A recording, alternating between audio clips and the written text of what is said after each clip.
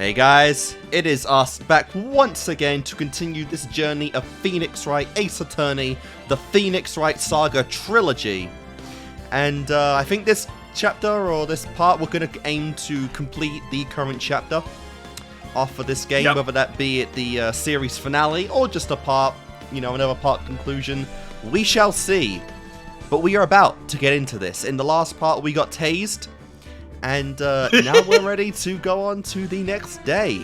For the final day of Miles Edgeworth's trial. And the last day to complete the DL6 case.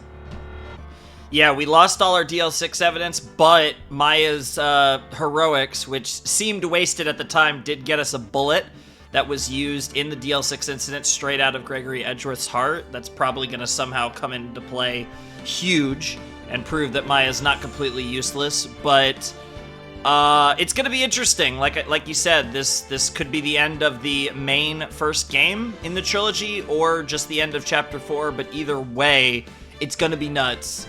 And let's take that bitch, Von Karma, down! Hell yeah! Let's get him! I guess we also have to take down the boat shop caretaker. It's probably that first. Hopefully Gumshoe got him. We're 9 minutes before the trial starts, so maybe we'll see Gumshoe or something. Let's go. Let's let bro not be a disappointment for once. December 28th, 9:51 a.m. District Court, Defendant Lobby, number 2. This is it. Judgment Day. Damn, they're really building it up. Things are going to get settled at last. A lot of things. Maya, did you just tase me again? What's the big deal? Sorry, Nick. Did she actually tase me? I only touched your shoulder. Oh, it's like She static did tase shock me. still? Yeah, kind of. I guess the shock hasn't worn off from my run-in with the stun gun yesterday. Anyhow, today's the last day of the trial. Good luck, Nick. Yeah, thanks, Maya. Did you get fucking tased? Edgeworth is looking glum as always. I hope Von Karma doesn't push him too hard. I hope Edgeworth doesn't just Whoa! Stop doing that!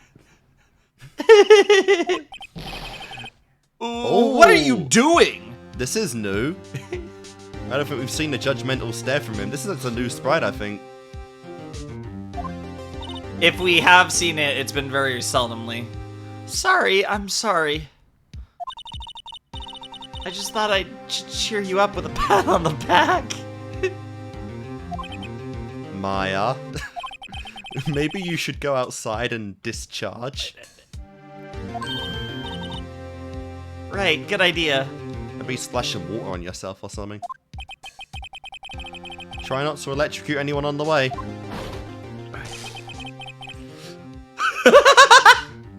Jesus. I think we know who this is. If one more person touches me today. Whoa, pal! Love how even when he's getting electrocuted, he says, pal. What's gotten into that girl? Detective Gumshoe! Morning, Mr. Edgeworth. Good morning. How'd it go, Detective? Have no fear. As promised, I captured our runaway caretaker. I just brought him in. Took all night, pal. Thanks, Detective Gumshoe. You must be tired. Actually, after that shock I got on the way in, I feel pretty good. I guess, who needs sleep? We can just shock people, right? Yogi says he's forgotten his own name. Lesson. I mean, we could just do what you do and drink 3 cans of Coke a day. But he has to be a lie. But that has to be a lie. Most people, or coffee, I guess, but I don't drink coffee.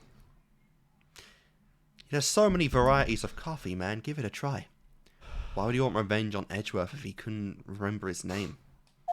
If we ever meet, I'm gonna dump a coffee down your throat. Does he remember? He does remember, and I'm going to prove it. Actually, maybe we could make a bet over a game of pool. If I win, you have to drink a coffee. That's not the worst thing in the world, so yeah, maybe. All right, here we go. The final trial of Turnabout Goodbyes. Let's get it. Court is now in session for the trial of Mr. Miles Edgeworth. The defense is ready, Your Honor. The prosecution is ready. Right, very well. He's like, wait, he's actually doing things normally. We have reached the final day of our proceeding in this trial. I ask that the prosecution submit decisive evidence. Understood. What the fuck? Come on, don't be yarded into silence by every little thing he says. Very well. Mr. Von Karma, your opening statement? Right. Thanks to Detective Gumshoe's efforts, the boat rental shop caretaker has been arrested. In yesterday's trial, the defense asserted that the caretaker was the murderer. However, the caretaker has yet to confirm this. I would like to ask the defense to cross-examine him as much as necessary. Did he shock himself? What the fuck is happening here? Dude, this is so suspicious. Judge is like, finally! An actual decisive trial! We're functioning! Very well! Yeah, I know, right? Please bring the witness into the my courtroom! authority. Oh, There he come is. on. Ladies and gentlemen of the court, I believe you all remember our witness. He lives in the boat rental shop on the lake from where he witnessed the incident. In addition, he has currently lost memory of his name and identity. Yeah, I'm trying to think, because... Yeah, because we called him out on being a murderer quite a bit after his testimony. Does that even count as being a runaway if he just, like, left after he was dismissed? He was probably still supposed to stay in the courtroom or whatever and like observe the trial or whatever. I'm guessing. They got but like they called out a guard to go get him, so he was not in the room. Yeah. Yeah, there might be like a wherever they keep the witnesses. I'm not entirely sure, but I think they're usually if they're not observing the trial, then they're probably in like a certain room or something. Okay, just remembering what we actually have here. Yeah, we did get rid of a couple things. Yeah, it was all I think Gordy related. Pretty much, yeah. Witness, why did you run away yesterday? Objection! The witness was not running away, as he will now testify. I see. Very well. Please begin your testimony. Wake the fuck up. Ugh. It's time to testify. Why I left court. I'm really sorry about just leaving yesterday like I did. But I wasn't running away or nothing. I went to buy some food for Polly, see? I figured I got nothing to do with this incident anyhow. I mean, I need one of those motive things, right? And I don't got one. So my testimony yesterday stands as is. God, it's so sad how this is like how Larry's gonna act someday when he's older. Also, I'm sorry, I'm just turning a little down. Yep.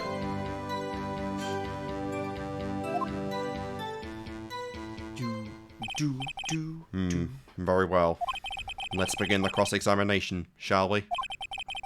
He has to know his name. Yanni Yogi. You're Yanni Yogi, and I'm going to prove it. Alright, let's get to it, Phoenix.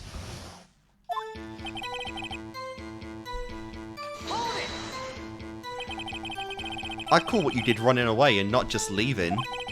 You heard Larry's testimony and realized you were in danger. Objection! No, no, no. Now, Mr. Wright, there's no need to rush to conclusions. As I said, the witness was not running away. Listen to the testimony. He sure seems relaxed. In fact, they both do. Von Karma and Yagi Yogi.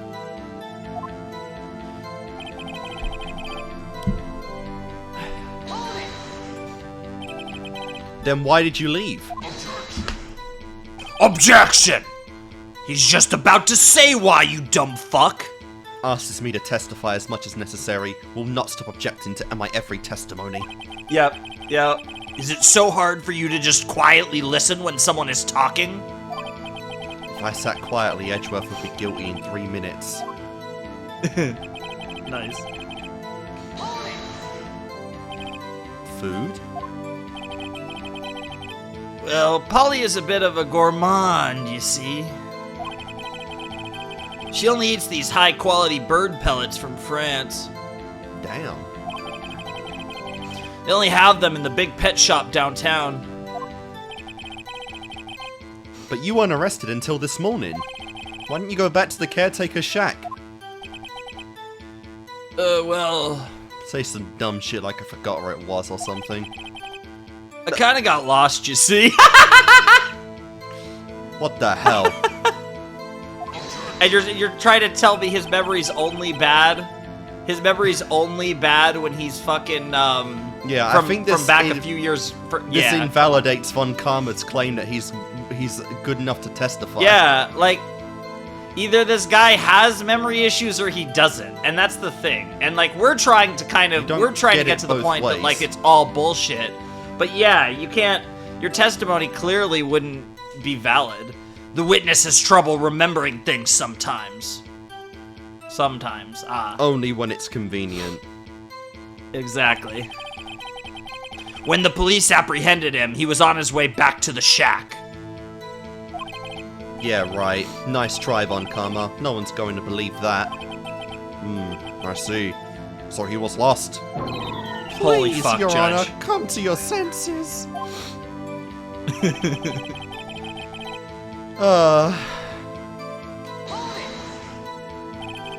You've lost much of your memory. Is that correct?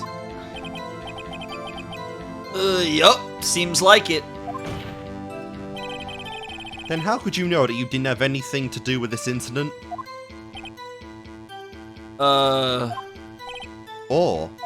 Or maybe you're lying about not having your memory. You know exactly who you are. Objection! The witness has testified quite clearly that he has no memory of who he is. If you claim he's lying, then show the court proof. Show the court he isn't That's lying. the thing. Like, Give all me a that aside, I medical feel like document or something. all that aside, though, it's hard to prove that somebody does have their memory. Yeah. There So should this be is gonna like be tricky. some like fucking documents for dementia or something. Well, that's the Not thing, dementia, right? Alzheimer's. In most real courts, the burden of proof lies on the prosecution, but in Ace Attorney, a lot of the burden of proof lies with the defense. That's part of why, like, it sucks This game is in unrealistic Japanifornia. and it's stupid. Well, it's kind of a parody, right? Like, so, you know, it's like a critique of the law in sorts. How am I over the supposed top to? way. How am I supposed to prove what's going on in that old cocker's head?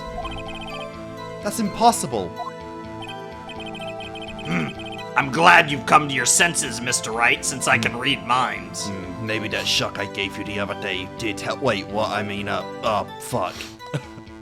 Yeah, let's not admit to, can you strike that from the record, Your Honor? Well, yes, of course. No. Very well, witness, please continue. Will strike that from the court record. I already said I will, Mr. Von Karma, sir. That's more like it. So the motive. How can you say you have no motive? I say you do. You had a grudge against Edgeworth and the victim, Robert Hammond. That's why you took revenge on them, right? Objection! Please don't make me repeat myself, Mr. Wright. This witness has no memory of anything beyond several years ago. He can't hold a grudge. It's impossible. I have proof he's lying about his memory, bitch. Yeah. Otherwise, it's going to be the same thing over and over until this trial ends. Might I say something, Mr. Wright? Okay. Yes. Yes, you might, Your Honor. You've been saying the same thing now over and over. You've been calling the witness's memory of the past or lack thereof into question. But does this really have anything to do with the current case? Oh god, yes. Of course, Your Honor. The witness has said he has nothing to do with this case and no motive. Both of these statements are lies. Alright, we're not even going to an objection. We're just straight... Order. Phoenix Order. is doing it for us. Mr. Wright, there is a serious problem with your claim. Or are you saying you know who this witness is? Why, of course, Your Honor. Ho ho! Now this is interesting. I would like to know myself. So, who is he? Don't play dumb, Von Karma. Mr. Wright, please tell us this witness's name. Gregory Edgeworth. Dad! It's the victim! His name is Gregory Edgeworth. Mr. Wright? All of us here remember what Gregory Edgeworth looked like. And he looked nothing like this. Believe me. Yeah, but that was quite a... rough 15 years. Yeah, yep. quite a rough 15 years. Wow, that's pretty harsh, Your Honor. I'm going to have to penalize you for your wild claim. It was worth it. I was hoping That one Maya wasn't was too gonna funny, scold but it me. was... Now, let me ask you again. Mr. Wright, please tell us the witness's name. His name is Robert Hammond. Mr. Wright, Robert Hammond is the name of the victim in this case. Generally, the victim in a murder case is no longer living. Generally. You never know. Oh yeah, there's a lot of trials left. There's a lot of fake murders. The funny thing is that we've both experienced that exact scenario that the judge, the generally. Oh yeah.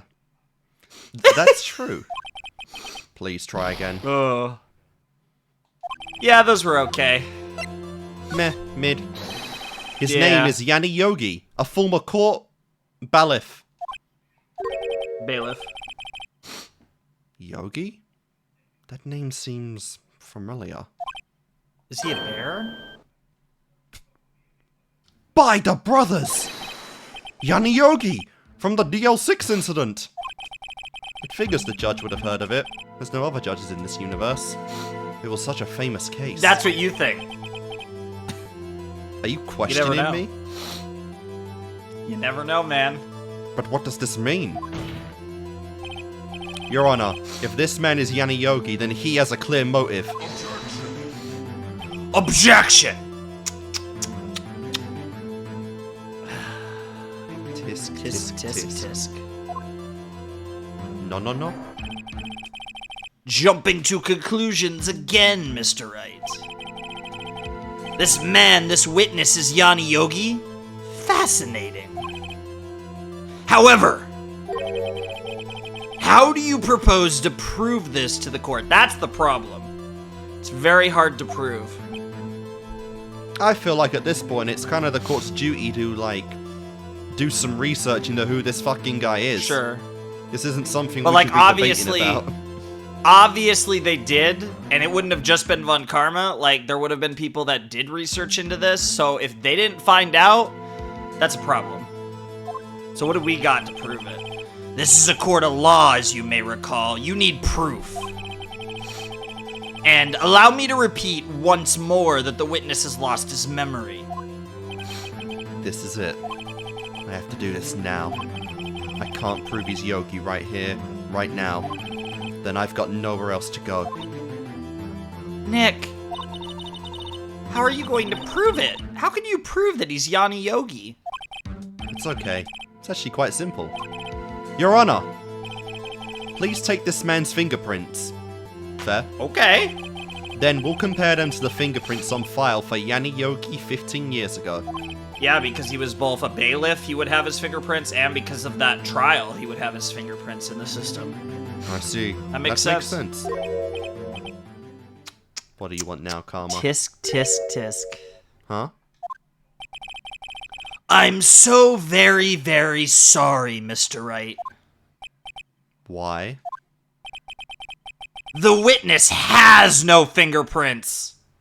Well, that's suspicious as fuck. Yes, it is. What? What? No fingerprints? You see, before I worked as a caretaker, I worked at a chemical plant. Well, you seem to be remembering quite a bit from the previous years. I know, right? If you're saying this. I'm assuming that's within his last few years, quote unquote. I burned my fingers working with the stuff. Yup. What? Okay, That's then. crazy. Then a blood sample or something. I don't know. Saliva spit, some flesh. Come on with me. Well, we probably don't have his DNA in the system Yogi, just because we you have his sneak. fingerprints in the system.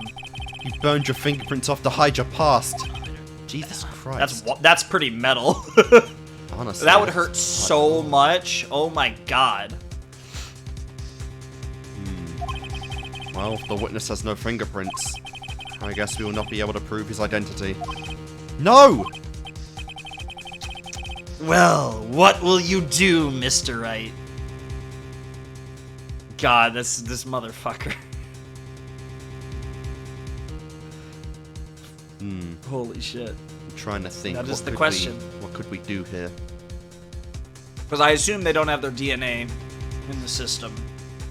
No fingerprints and no You ID don't have of any any kind. No no facial IDs of any ID. kind. Yeah, even though this is 2016, it's also 2001, so we probably don't have that tech readily available.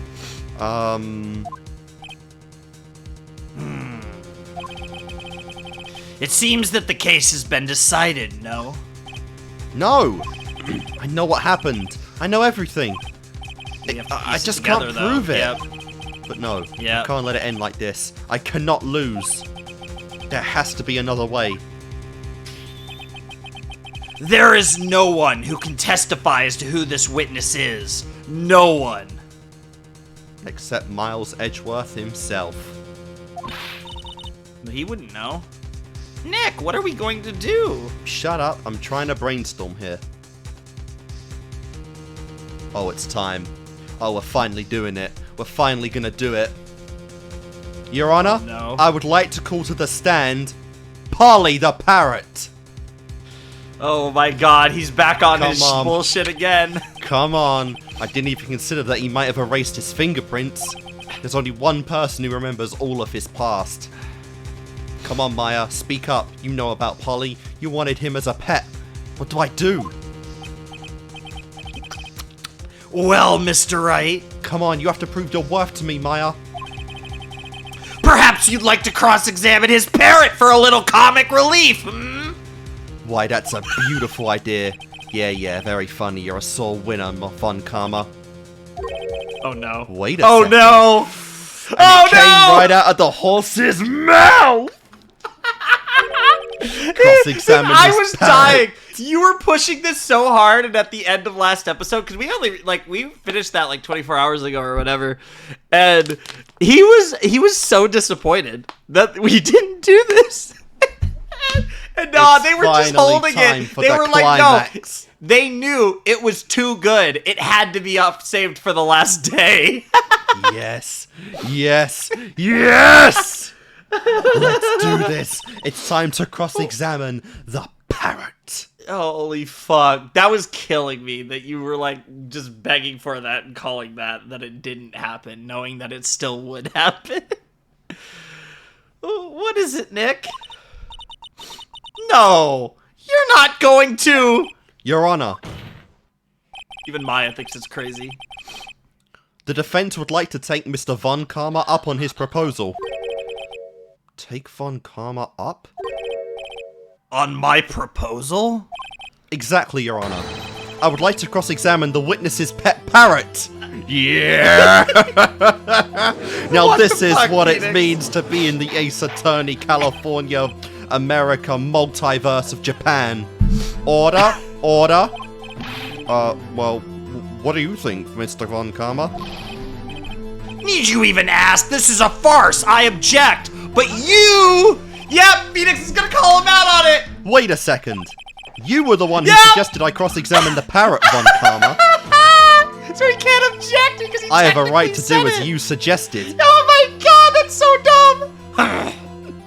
And it's once again another witness that you haven't spoken to. Yeah, you couldn't have fucking prepped the parrot. Well, if you're so desperate, then please be my guest. In 40 years, I have never had a trial this Like this? fucking absurd. This goes two ways. Either Phoenix gets disbarred and is no longer a lawyer, or we fuck these two motherfuckers up. Like, there's no middle ground. We're losing our badge if this doesn't work. And I'm going for that 2-shot double kill. Of course, should you go through with this, and nothing comes of it, then I hope you're ready for the consequences. Yeah. Forget this case. I think you're losing your badge. Nick, this is crazy. I love that even Maya's like, what are you doing, Nick? Being Well, the main still wanna character. go through with your little game? Oh yeah. Let the parrot take the stand. I will cross-examine her, Your Honor. What the fuck? This- And today I genuinely thought we were gonna have a nice, coerced trial. Come on, we're climaxing the biggest case of Ace Attorney so far. And of course we're cross-examining a parrot. Your instincts were right all along. This is the most ridiculous thing I have ever heard, and I have agree. seen thousands of cases. I've played a lot of Doki Doki mods and I've never had something this absurd come up even once. A lost chapter doesn't compare to this. Von Karma's rigged every person's testimony, every piece of evidence. Except the parrot, she's my last chance. At least, I think so. Someone go get that fucking parrot. There she is. Holy fuck. That's quite a bird. Please tell us your name. Name. What am I fucking doing? Holy shit. The witness is ignoring me, Baka. Wow. It must hurt to be ignored by a bird. Very well. Witness. Who is your owner? Please, testify for us. What? God. What? Witness testimony. Let's go. Oh, you didn't have to say Polly. Hello? Hello? What? What the fuck? Certainly the most concise testimony we've had so far. Very well. Begin your cross-examination. Right. What are you going to do, Nick? I guess we gotta press. I don't know. What did we do, Maya? It's so stupid. But yes, this is a very infamous, very famous Ace Attorney moment. No surprise. Hello? Hello? What? It's not even the first testimony, but sure. Yeah, they just skipped that first dot dot dot. Witness, you can't just say hello and expect us to get anywhere. I want you to testify. Maya, you talk to her. And this is where she's finally gonna get a moment of usefulness. Talking to a goddamn Yeah, this parrot. too. Fucking hell. Right, what do I say? Ooh! Oh. Let's just run down the list. Sure. I'm thinking let's just, because we can go back. Yeah, I thought we were only gonna get a one and done thing right there, but okay. As I recall, Let's cook. 2 days ago.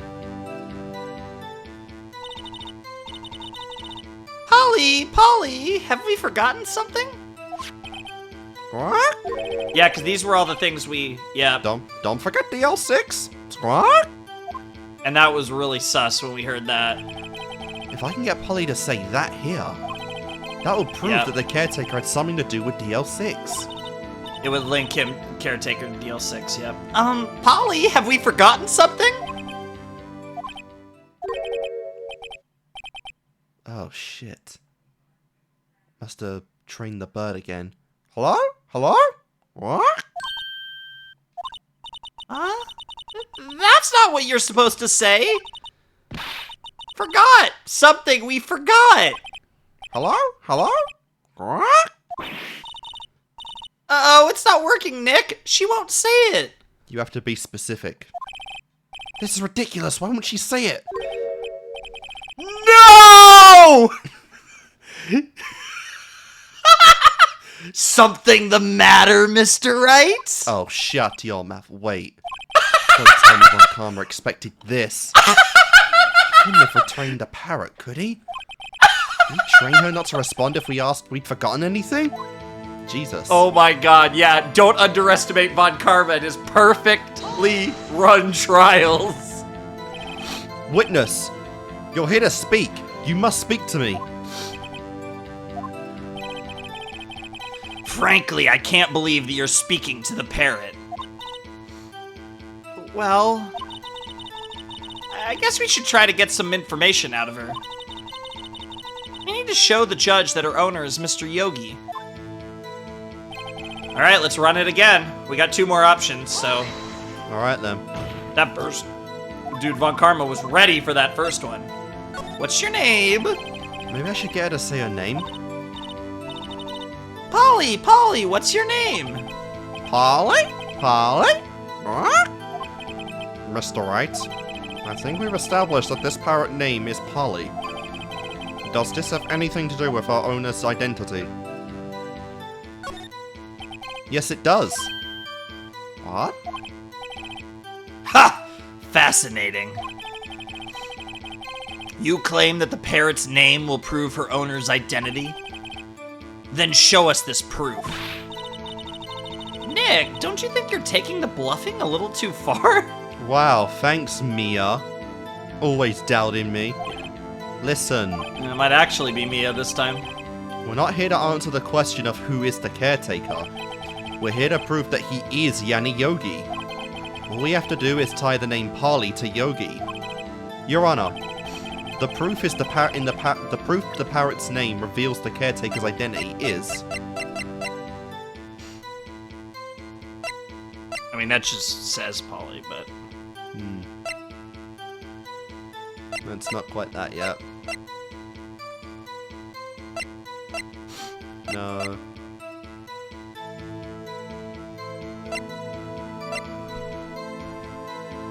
Would the parrot know of Misty? Probably not, but... Or, yeah, that's the thing. It's all about, this is all about Yanni. We're trying to link the name Polly to Yanni Yogi.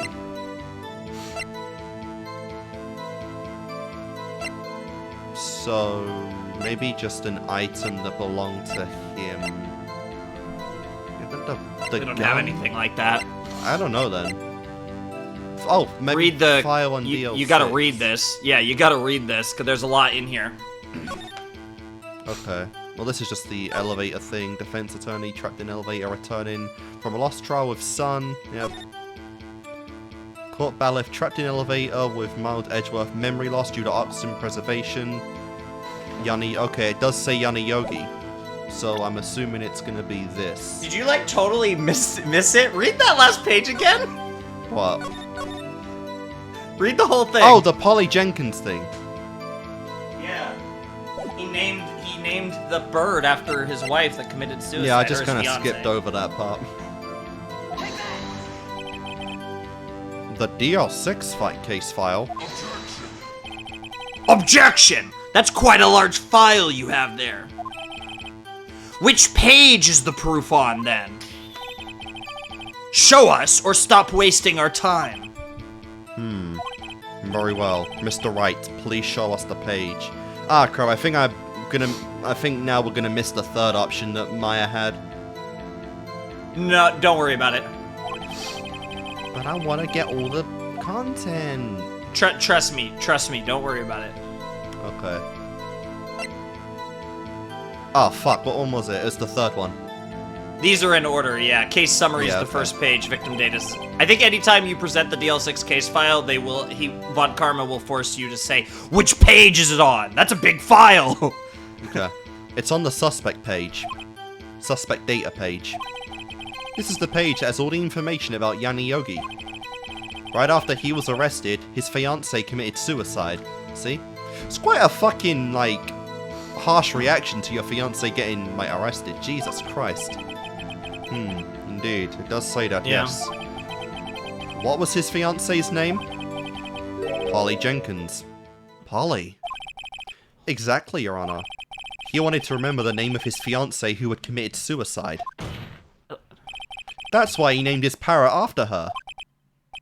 Only thing about this is it's circumstantial. I guess that is possible. Yeah, no, he's gonna say it's circumstantial. Bah! A mere coincidence, that's all. Yeah. My granddaughter has a dog she calls Phoenix. God damn you. And you have a family, that's surprising. Oh, yes. Well, Mr. Phoenix Wright, does this make you my granddaughter's fiancé? That depends. That depends. How old is she? And is your granddaughter the other girl on the game banner? Oh, that would be funny. The one with silver hair? Much like I know your what own. you're talking about. That would be really funny. She's only 7 years old. I guess not. I guess not. Yet. What the fuck? Oh, fuck me. Indeed. Alone, it is a little weak for evidence in a murder trial. We would need some other corroborating evidence. Where am I going to find that? That's why I said don't worry about it, because we're gonna need to do that last one too. Nick, we're getting closer. One more. If we could just get one more piece of evidence. Right. But what? Very well, witness. We may continue. You may continue. Get him! Maybe I'll get her to say the number of that safe. Huh? The safe? Why? I just read your mind again. Yeah, honestly, your fucking intuition is kind of scary. Honestly. I think my powers are kicking in, Phoenix. Maybe I can call my sister. That'd be pretty cool if you gain like the skills of the person you've psyched before. That'd be kind of cool. Let's just try to get her to say anything, okay?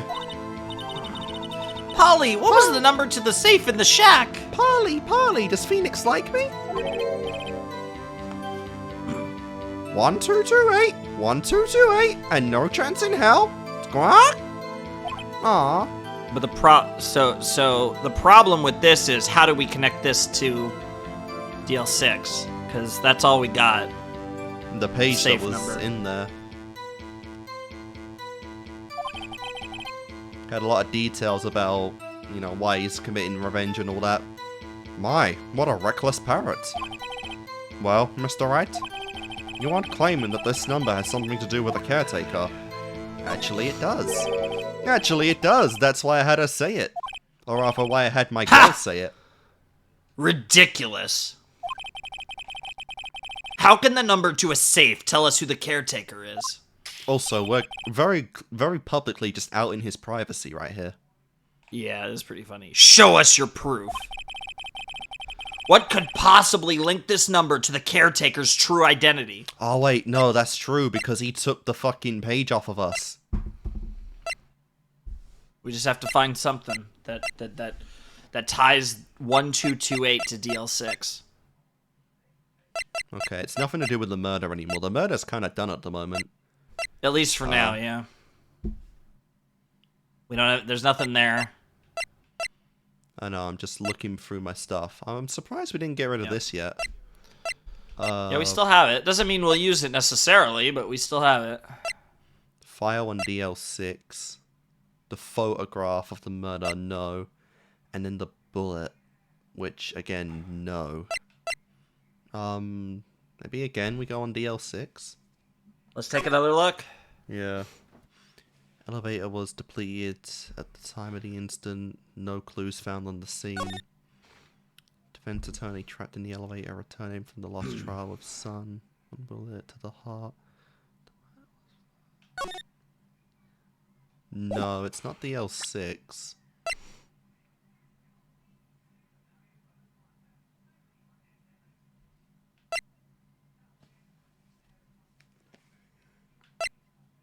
Yeah, it's because he took the fucking page that was out of there, so literally the only thing that was in that goddamn safe. It's no, wait, no, I'm thinking of this wrong. I'm thinking of what's in the safe itself, not the numbers. Yeah, because what was in the safe was the page. Von Karma telling Von Karma's murder plot. That okay, show me that one more caretaker. time. Oh, the date 1228. Yeah, some people figure that out right away. They see the safe number and it just clicks.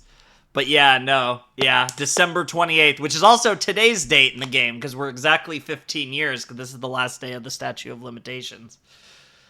Get The him. day that it all went down. The DL6 case file? What is this obsession you have with that case? Well, it is ending today. Mr. Wright. Where in this file is something related to the number, to the safe number? On the case summary page. The case summary? Specifically, the date on which the DL6 incident occurred. The date of the incident. I'm actually quite proud of myself. I figured that out. Yeah. Yeah, it's one of those clever ones for sure. Why? That's December today's 28th. date. 15 years ago. And the number on the date, and the number on that safe is 1228. Ah! He used the date of the DL6 incident as the number for his safe, Your Honor. That's how important that date was to him. I see. It certainly is an interesting coincidence. People often do set their secret numbers to dates. Sure. Objection! Bah, this is not tangible proof. It still is circumstantial, but we're starting to get there. I set my ATM card's number to 0001 because I'm number one. Bro just said that in Well, the thank court. you for outing your, very large, I assume, ATM account. Holy fuck. You fucking idiot. Dude, he's such a badass. He's like, no one's gonna dare steal from Manfred von Karma. This has nothing to do with a date. Nothing. That's enough. I think we've reached a conclusion here. This is a mere coincidence, that's all. True, that is a possibility. However, two coincidences at the same time seems more like a pattern to me. 3 would be really nice, but 2's still still a start. What are you saying? Summon the caretaker of the boat shop. Immediately. Yeah, if he ran again, we'd actually be screwed. Well, I'm sure he's under, like, lock and key right now. Like, I'm sure he's got cops and bailiffs watching him 24/7 during the case now. Witness, tell us your name. Objection! Wait! This witness, he doesn't remember. No. Oof. It's okay. Whoa! I've accomplished what I wanted to do. I'm done. Dude's awake now. Yeah, so it was all bullshit. Nick, he looks totally different. Then we were never going to inherit a pasta shop at all. You know, right? This is the real Yogi, I think. Finally. He's been acting feeble to hide his true identity. Acting for 15 years? Wow! Let me ask you again. Please state your name for the court. My name is Yanni Yogi. 15 years ago, I served as a bailiff in this very court.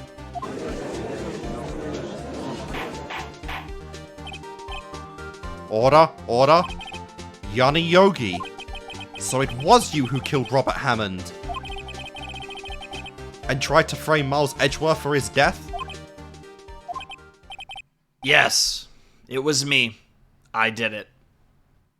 Wow. So this is probably something I think the anime probably got well, is that they could capture Edgeworth's reaction to that. Whereas obviously we can't get that in the game. Oh, and there's the DL6 music. They put me on the witness stand 15 years ago.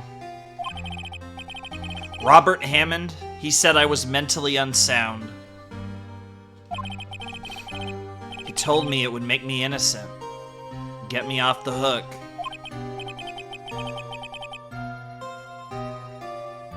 So, I pretended to have brain damage. Damn.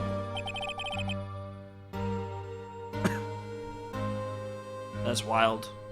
That is pretty fucked. I was innocent, really. But he didn't believe me, so that actually makes sense. So Yogi really didn't do it. But the problem is, this is the problem, right? We're about to beat Manfred von Karma, and that's cool and all. But if Yogi really was innocent, that leaves a big problem. That means that Miles did kill him. And coincidentally, this is the last day that we could hold a trial for DL6. Therapy for everyone in this room. We won the trial, but I lost everything. I lost my job, my fiance, my social standing. Yeah, because I'm sure like a ton of... especially given the way he got off, everyone would have seen him as a murderer. So yeah, it would like... Especially in a case that, again... In at least the way it's been described in canon, this was like a huge national story with all the craziness going on in this case. This was like a, probably one of the most famous cases ever in this world. It also confirms that, yeah, his daddy's spirit, Gregory's spirit, did lie. Seems like it. He said Yogi either did that it. or he really... Unless he really thought Yogi did it and was wrong. Yeah, because again, it was dark, like you mentioned. Yeah, because it does seem like they were starting to like get into a bit of a fight, because Yogi was kind of losing it a little in the moment. A little. But anyways, then this year, 15 years later, a package arrived. It was a letter and a pistol. The plan was written out in careful detail. It was a plan for me to take my revenge on the people who ruined my life. I didn't care who had sent it. He didn't know. He probably never knew, because we only found out that it was von Karma's handwriting because of Grossberg. But yeah, von Karma wasn't part of that case at all. Yeah, so that's the thing. We still haven't really connected. I mean, the only thing, it seems like the entire reason von Karma did this was to get back at Gregory Edgeworth. That's literally it, yeah. That seems like his entire motive, which is insane. Talk about being a perfectionist, Jesus Christ. Talk about being a petty bitch. I thought this was my chance. And the crazy thing, and now he's about to lose, but he's like, but he still feels like he'll get his ultimate revenge. Like it's gone so deep that he's literally about to lose his first ever case, and I don't even think von Karma cares, because he's so fixated on Gregory that he doesn't even care that he's actually about to lose a case, as long as he gets his revenge on Miles. But then he has to plan a revenge on Phoenix. Well, yeah, but we could always get to that. Come on. I thought this was my chance. After 15 years, this was it. Finally, a chance to have my revenge on Robert Hammond and Miles Edgeworth. I have no regrets. Damn. Wait a moment. Revenge? Against Miles Edgeworth? What do you mean? I'm not at liberty to speak on that matter. Interesting. Why don't you ask Mr. Edgeworth yourself? Anyway, I admit it. I was the one who killed Robert Hammond. Wow. All right. Von Karma, where is Mr. Yogi? And we just skipped Under over arrest, this Your part. Honor. I saw no room for error in his confession.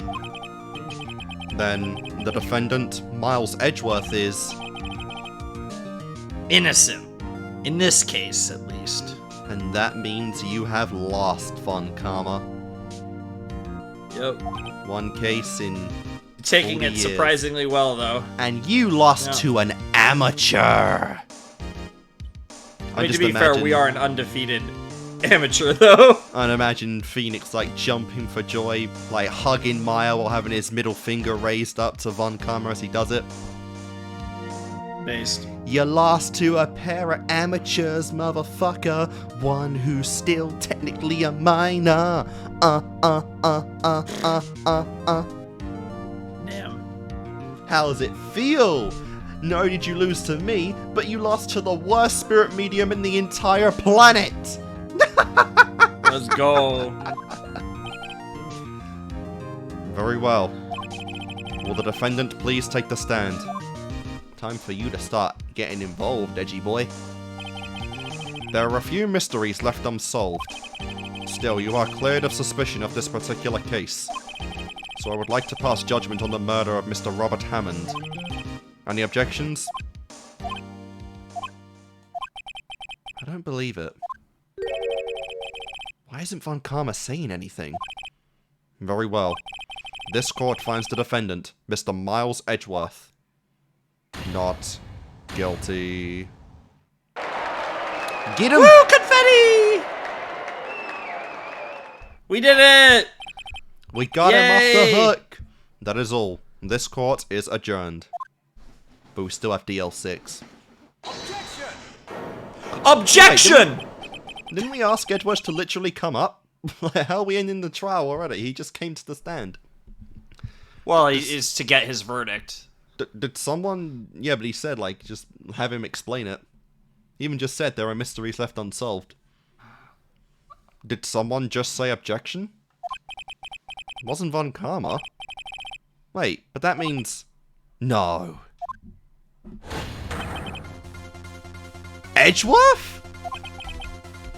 Your Honor, I object to your judgment! That looks so weird from there. Yeah, I know. What do you mean? I'm not innocent at all! Bro! What the fuck are you doing? Yep. As we have heard, Yanni Hayogi killed Robert Hammond in revenge. But revenge for what? Nick! Don't look at me! Edgeworth's trying to confess! He's going to say he's guilty! He's going to tell them he was the murderer in the DL6 incident! He's going to tell them he killed his own dad! Uh-oh. What do I do? What do we do, Maya? I don't know. What do you think, Nick? I don't know, I'm asking you. Do something in this chapter. That's not my job! You're the defense attorney! You're my assistant. Yeah, look how well that's done for me! Fair point. No, I'm sure Edgeworth thought about this one long and hard. This isn't my place to interfere. Nick, are you sure? There's nothing we can do about it. This is his problem now. Feel like I got the right one there. I think it works out either way in the end, but the difference is Phoenix tries to stop him, obviously, in the other one. Ah, the illusion of choice. For fifth... Oh yeah, his attorney enjoys that. Sometimes the choices matter, though. For 15 years, I have had a recurring dream. A nightmare. It's only a nightmare. That's what I told myself. But now I know it wasn't a dream.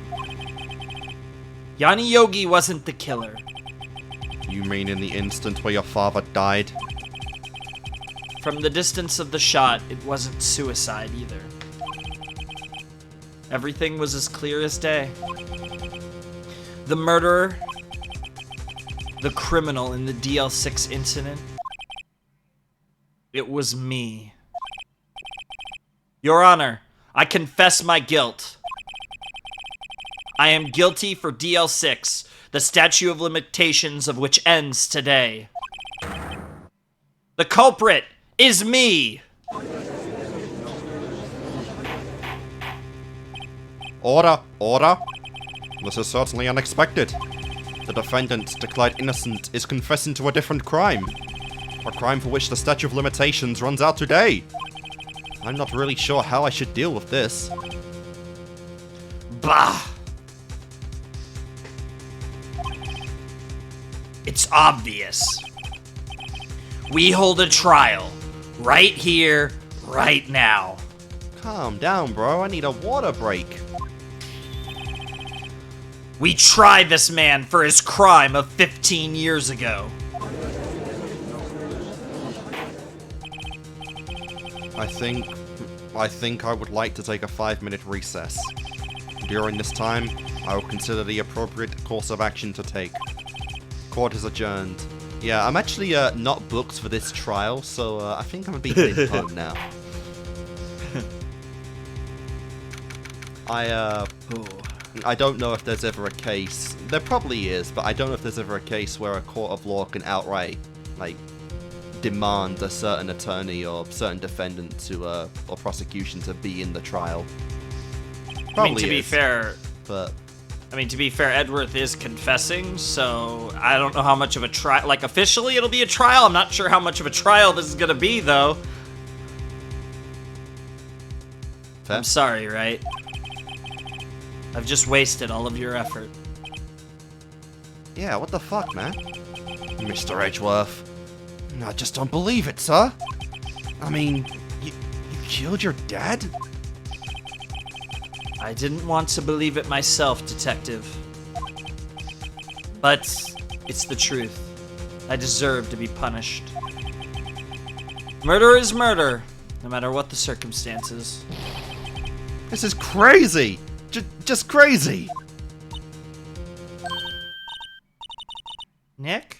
What are you doing? Playing Pokemon Go. Huh? Oh. I was just reading through the court record once more. I'm getting my case ready. Your case? For what? Huh? Isn't it obvious? I'm going to prove that Miles Edgeworth is innocent. Just, yeah. Simple, easy, I mean, done. we've been over this, Yandere Phoenix. Like, yeah, like, what the fuck? Like, he ain't giving up on Edgeworth just because Edgeworth gave up on himself. And that's more than enough to make him fall in love with him. Yep. Just what are you talking about, Save you, pal? Edgeworth. He just admitted to it. I'll save you. He confessed that he did it in court. I'm sorry, Edgeworth, but I don't believe your nightmare. What? It's just a dream. It's not real. It's a personification of guilt. The truth is right here in this court record. In any case, tighten your belts. The real fight is just beginning. I'll prove you're innocent. Trust me. Right. I don't. What are these feelings That's that I'm called feeling arousal. right now?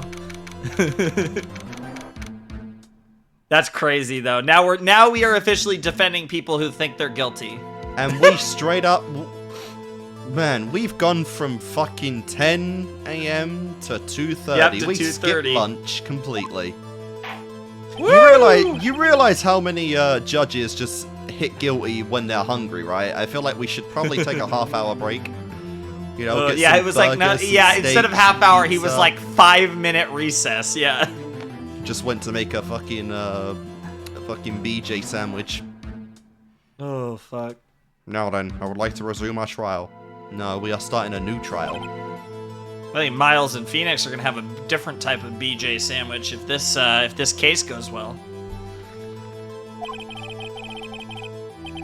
Miles Edgeworth has admitted his own guilt. He has confessed his crime.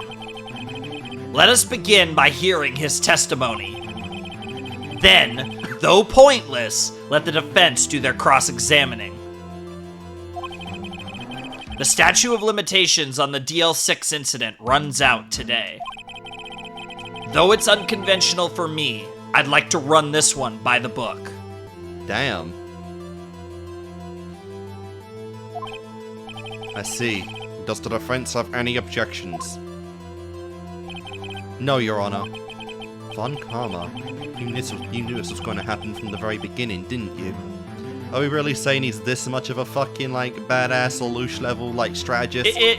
Yes, but it's kind of more like he's so... Like, again, I think it's more the obsessive thing. Like I said, that, like, recognizing... I think it's also recognizing that, like, Phoenix is good. Because it's something that Edgeworth... I mean, besides just losing to him, but, like, Edgeworth has recognized that Phoenix was really good. And it all goes back to Mia, obviously, seeing something in Phoenix. So, like, Phoenix is really good at his job. And I think Von Karma realizes, like, probably something along the lines of, this is the best defense attorney I've seen since Gregory, and he just knew that that Phoenix would find a way to push it this far. Yeah. I don't buy it for a second when Von Karma's like, I don't even remember who you guys are!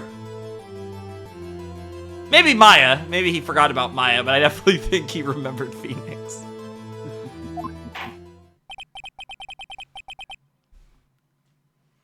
Will Miles Edgeworth take the stand? Edgy boy. Will the witness state his name and profession? Oh, now you want names.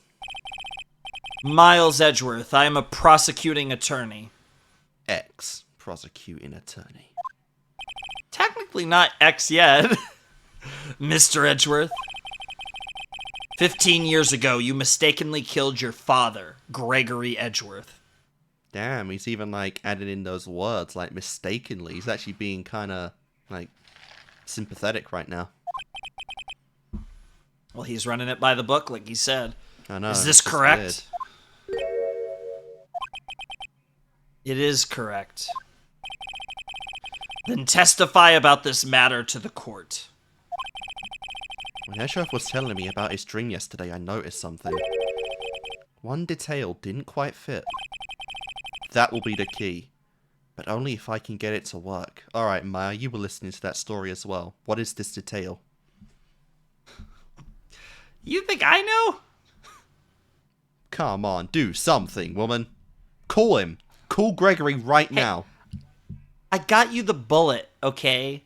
It's gonna come into play eventually, I swear. Hopefully, maybe. Call him right now or I'll fuck you in this courtroom. Was that supposed to be motivating? Okay. Do it right now and I'll fuck you in this courtroom. Better, but I still can't call anyone.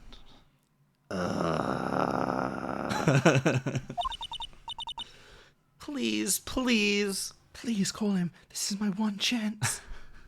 I was about to say, that's a very sussy dialogue right after that little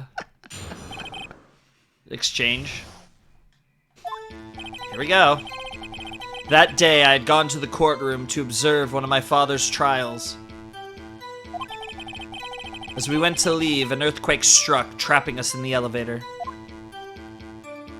And because this is a GBA game, we have no extra fucking CGs whatsoever. Oh, you know it.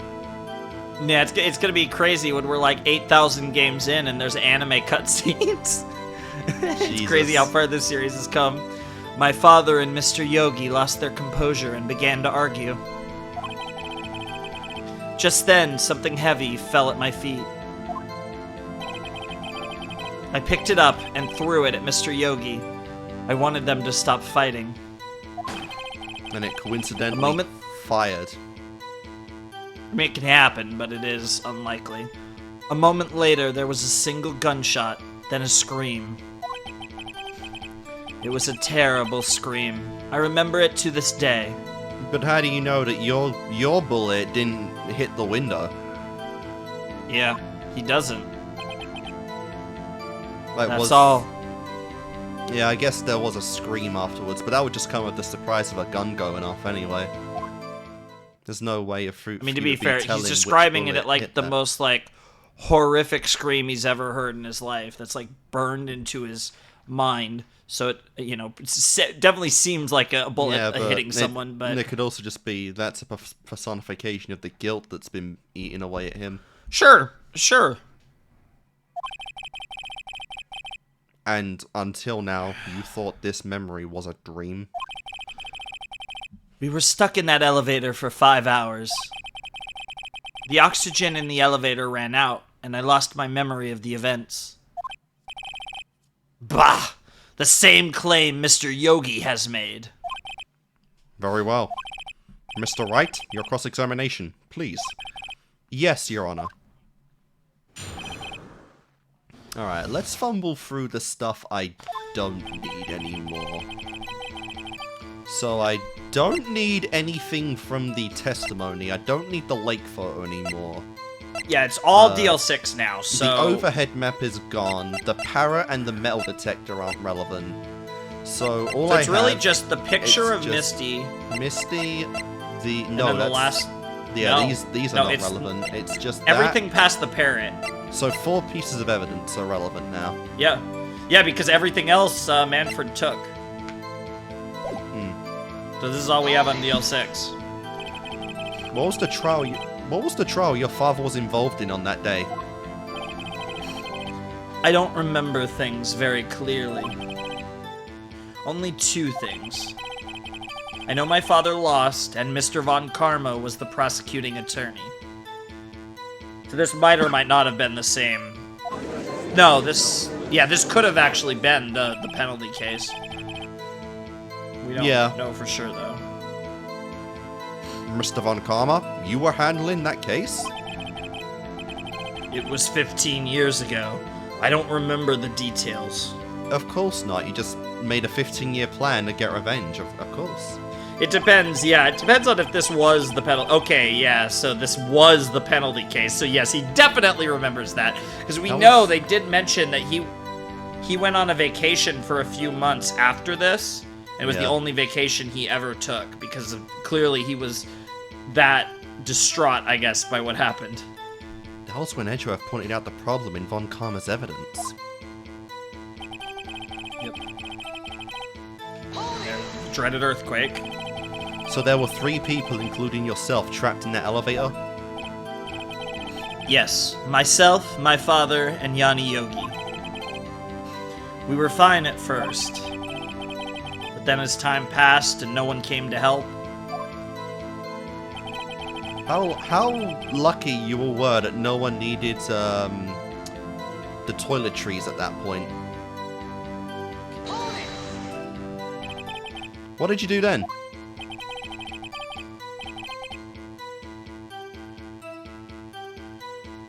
I was a 9-year-old boy at the time. What could I do?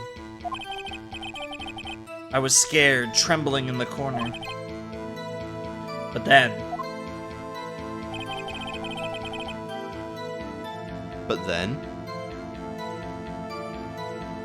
Yeah, just then something helped me fell at my feet. Oh, that's just it. What was it?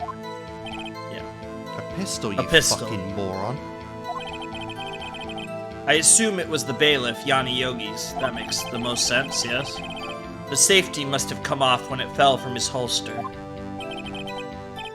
And you picked it up. What happened next? Did you know it was a pistol when you threw it? I think I knew. I knew it was dangerous. But the air was getting so thick, I panicked. So you're saying that you threw the pistol at Mr. Yogi? I was in a daze. A moment later, yeah, that was already there. The gun fired once? Yes, and then we're getting into this bullshit again. I think after I threw it, I lost consciousness. Yep. Since then, they've echoed in my head every day. And what a tortured soul Edgeworth is. 15 years eating away. Oh, I guess the gun and that the scream. Gunshot and that horrible scream. Yep. That scream.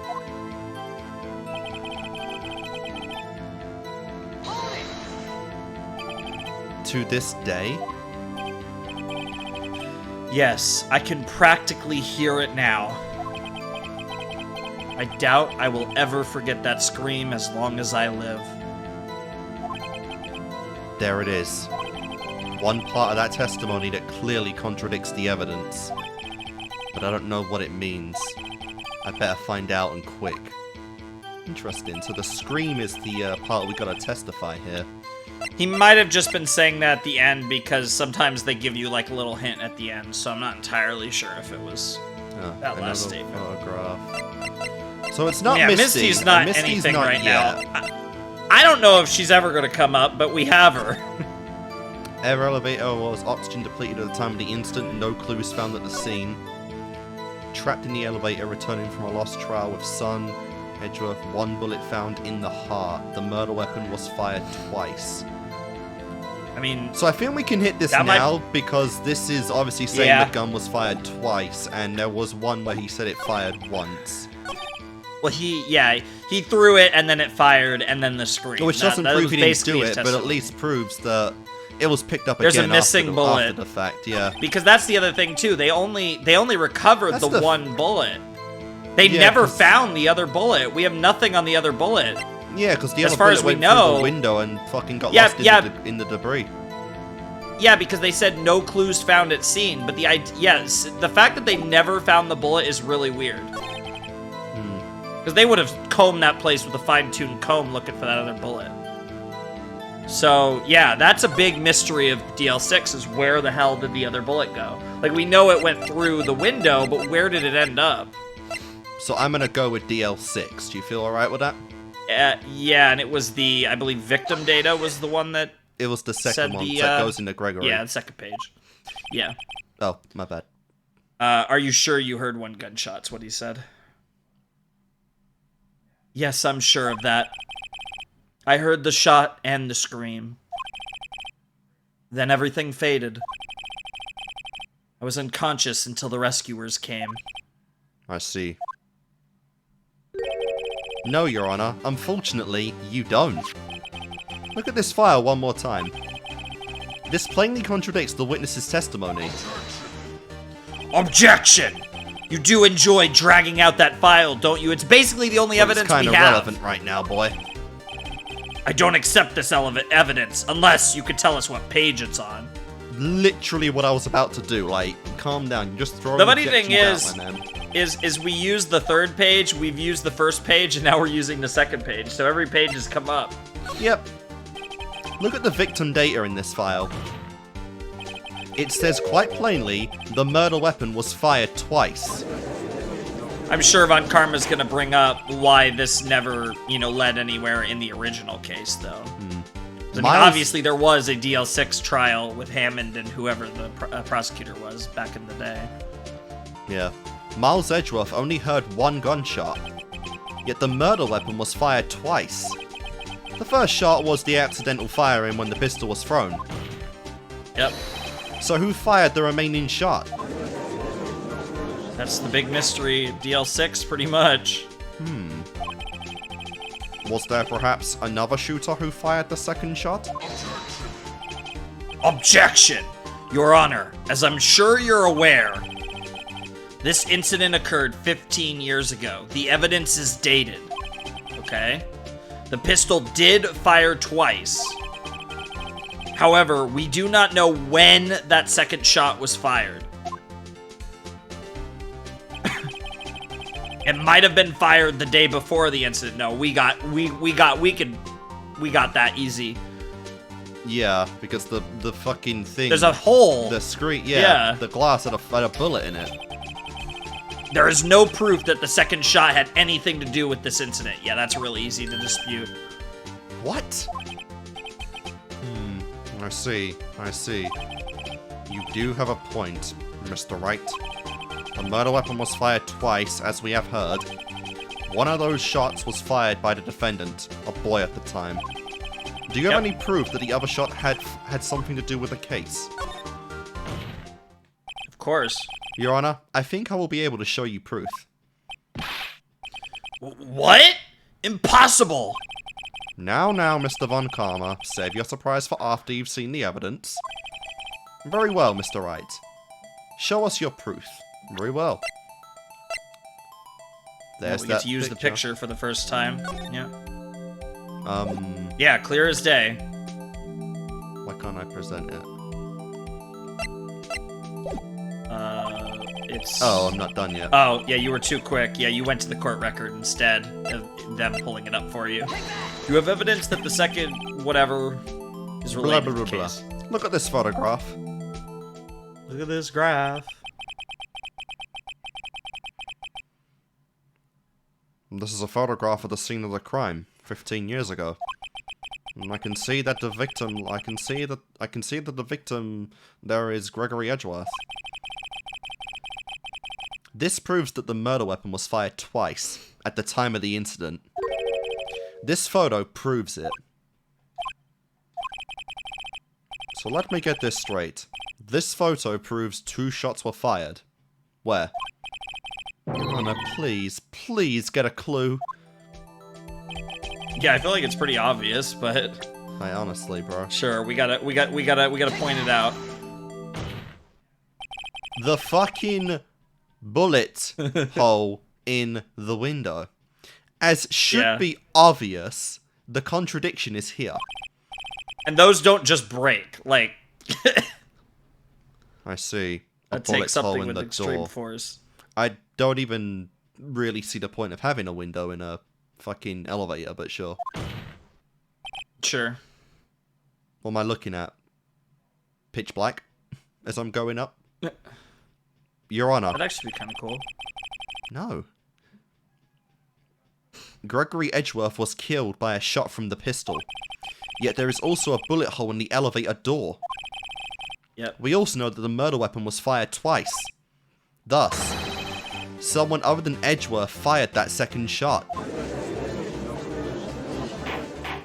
We obviously don't know which is which, but Order? right now that's not important. So maybe we will have to bring back, Yogi again to ask him about this. He doesn't know, though. Like, they all the people, it was just Yogi and Miles, but they both, like, had memory loss of that moment from the oxygen deprivation. Mr. Wright. Like, he doesn't have brain damage like they pretended, but they did forget what happened in the elevator after a certain point. Shit. Mr. Wright, what are you driving at? It's simple, Your Honor. At the time of the incident, 2 shots were fired. One went into Gregory Edgeworth's heart, the other hit the elevator door. Remember that the defendant lost consciousness after the shot he fired ran out. In conclusion, I will say, in defense to Phoenix, and I guess Edgeworth by proxy, the odds of someone throwing a gun just at 2 guys, it fires and hits the heart is nutty. So unlikely. Like, it's more likely that the bullet, like, it might hit you somewhere, but the odds that it would hit the heart are crazy. The bullet fucking ricocheted and hit him in the heart from the window. Because that's a kill, because, like, yeah, you shoot someone in the heart, that's like a kill shot. I mean, the head is more common, but, like, you're doing that with the intention to kill. So, the odds of that happening accidentally are crazy. Yeah. We must agree that the second shot was fired by someone else. Mr. Wright, but who could that someone else be? That's the murderer, problem. Of course. Yeah, the murderer. Okay, Phoenix. Objection! I knew I should have stepped in before your wild fantasies got out of hand. Mr. Wright, look once more at the DL6 incident case file. Look closely. Try the case summary page. The case summary page. That's on page 1. You don't say. Look what is written there. Not a single clue was found on the scene. Yeah. We never found the bullet. We never found the... That's the thing. We never found the gun, from my understanding. Like, I don't think we even have the gun. I mean, we lost a lot of the evidence because Von Karma took it, but I haven't seen anything about a gun, like, even being found on the scene. Yeah, that's we know he really threw weird. it, but I feel like that would have been somewhere in the DL6 case file about the gun. No, they know it. They know the murder weapon fired twice. Never mind, they must have the gun. Maybe. But they wouldn't know how many times it was fired. I mean, yeah, the hole in that you could guess, but you wouldn't know for sure. The pistol had indeed been fired 2 times. Well, that is enough Yeah, I was proof. just talking about my house there. No, that is enough proof. There being a bullet in the victim's heart, but also in the window. Like that's enough proof that it fired twice. Well, at least twice, but you couldn't prove. For all you know, it could have fired again. Like, who knows? There's no, there was no evidence of any other like bullet being fired. And this is the problem, though, with what Karma's saying. Then the other bullet would have been discovered on the scene. This is what I was bringing up. Like, where the fuck did this bullet go? That second bullet has never been found. Why? Because the second bullet does not exist. And then how do you explain the window? The bullet that claimed Gregory Edgeworth's life was the one fired by his own son. That's like the contradiction of all this, right? Like there's a bullet hole in the window and there's no bullet. So it's like a phantom bullet. Shoutouts to Sword Art Online. That's a pretty good series. You should watch it. The viewers. I know you've seen it.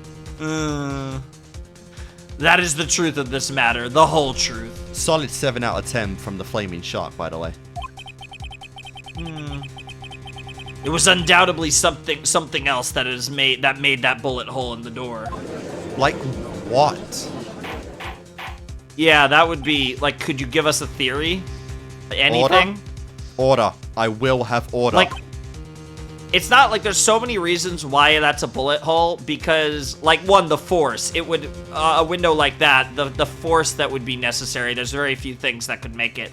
But also, like, the way it cracks around the hole, like, even if you had something that would cut through it, like, maybe like a fucking, what are those called? That, like, not like even a drill, though, but a drill wouldn't make those type of cracks. Like an electric drill, maybe, but like it also wouldn't be that circular.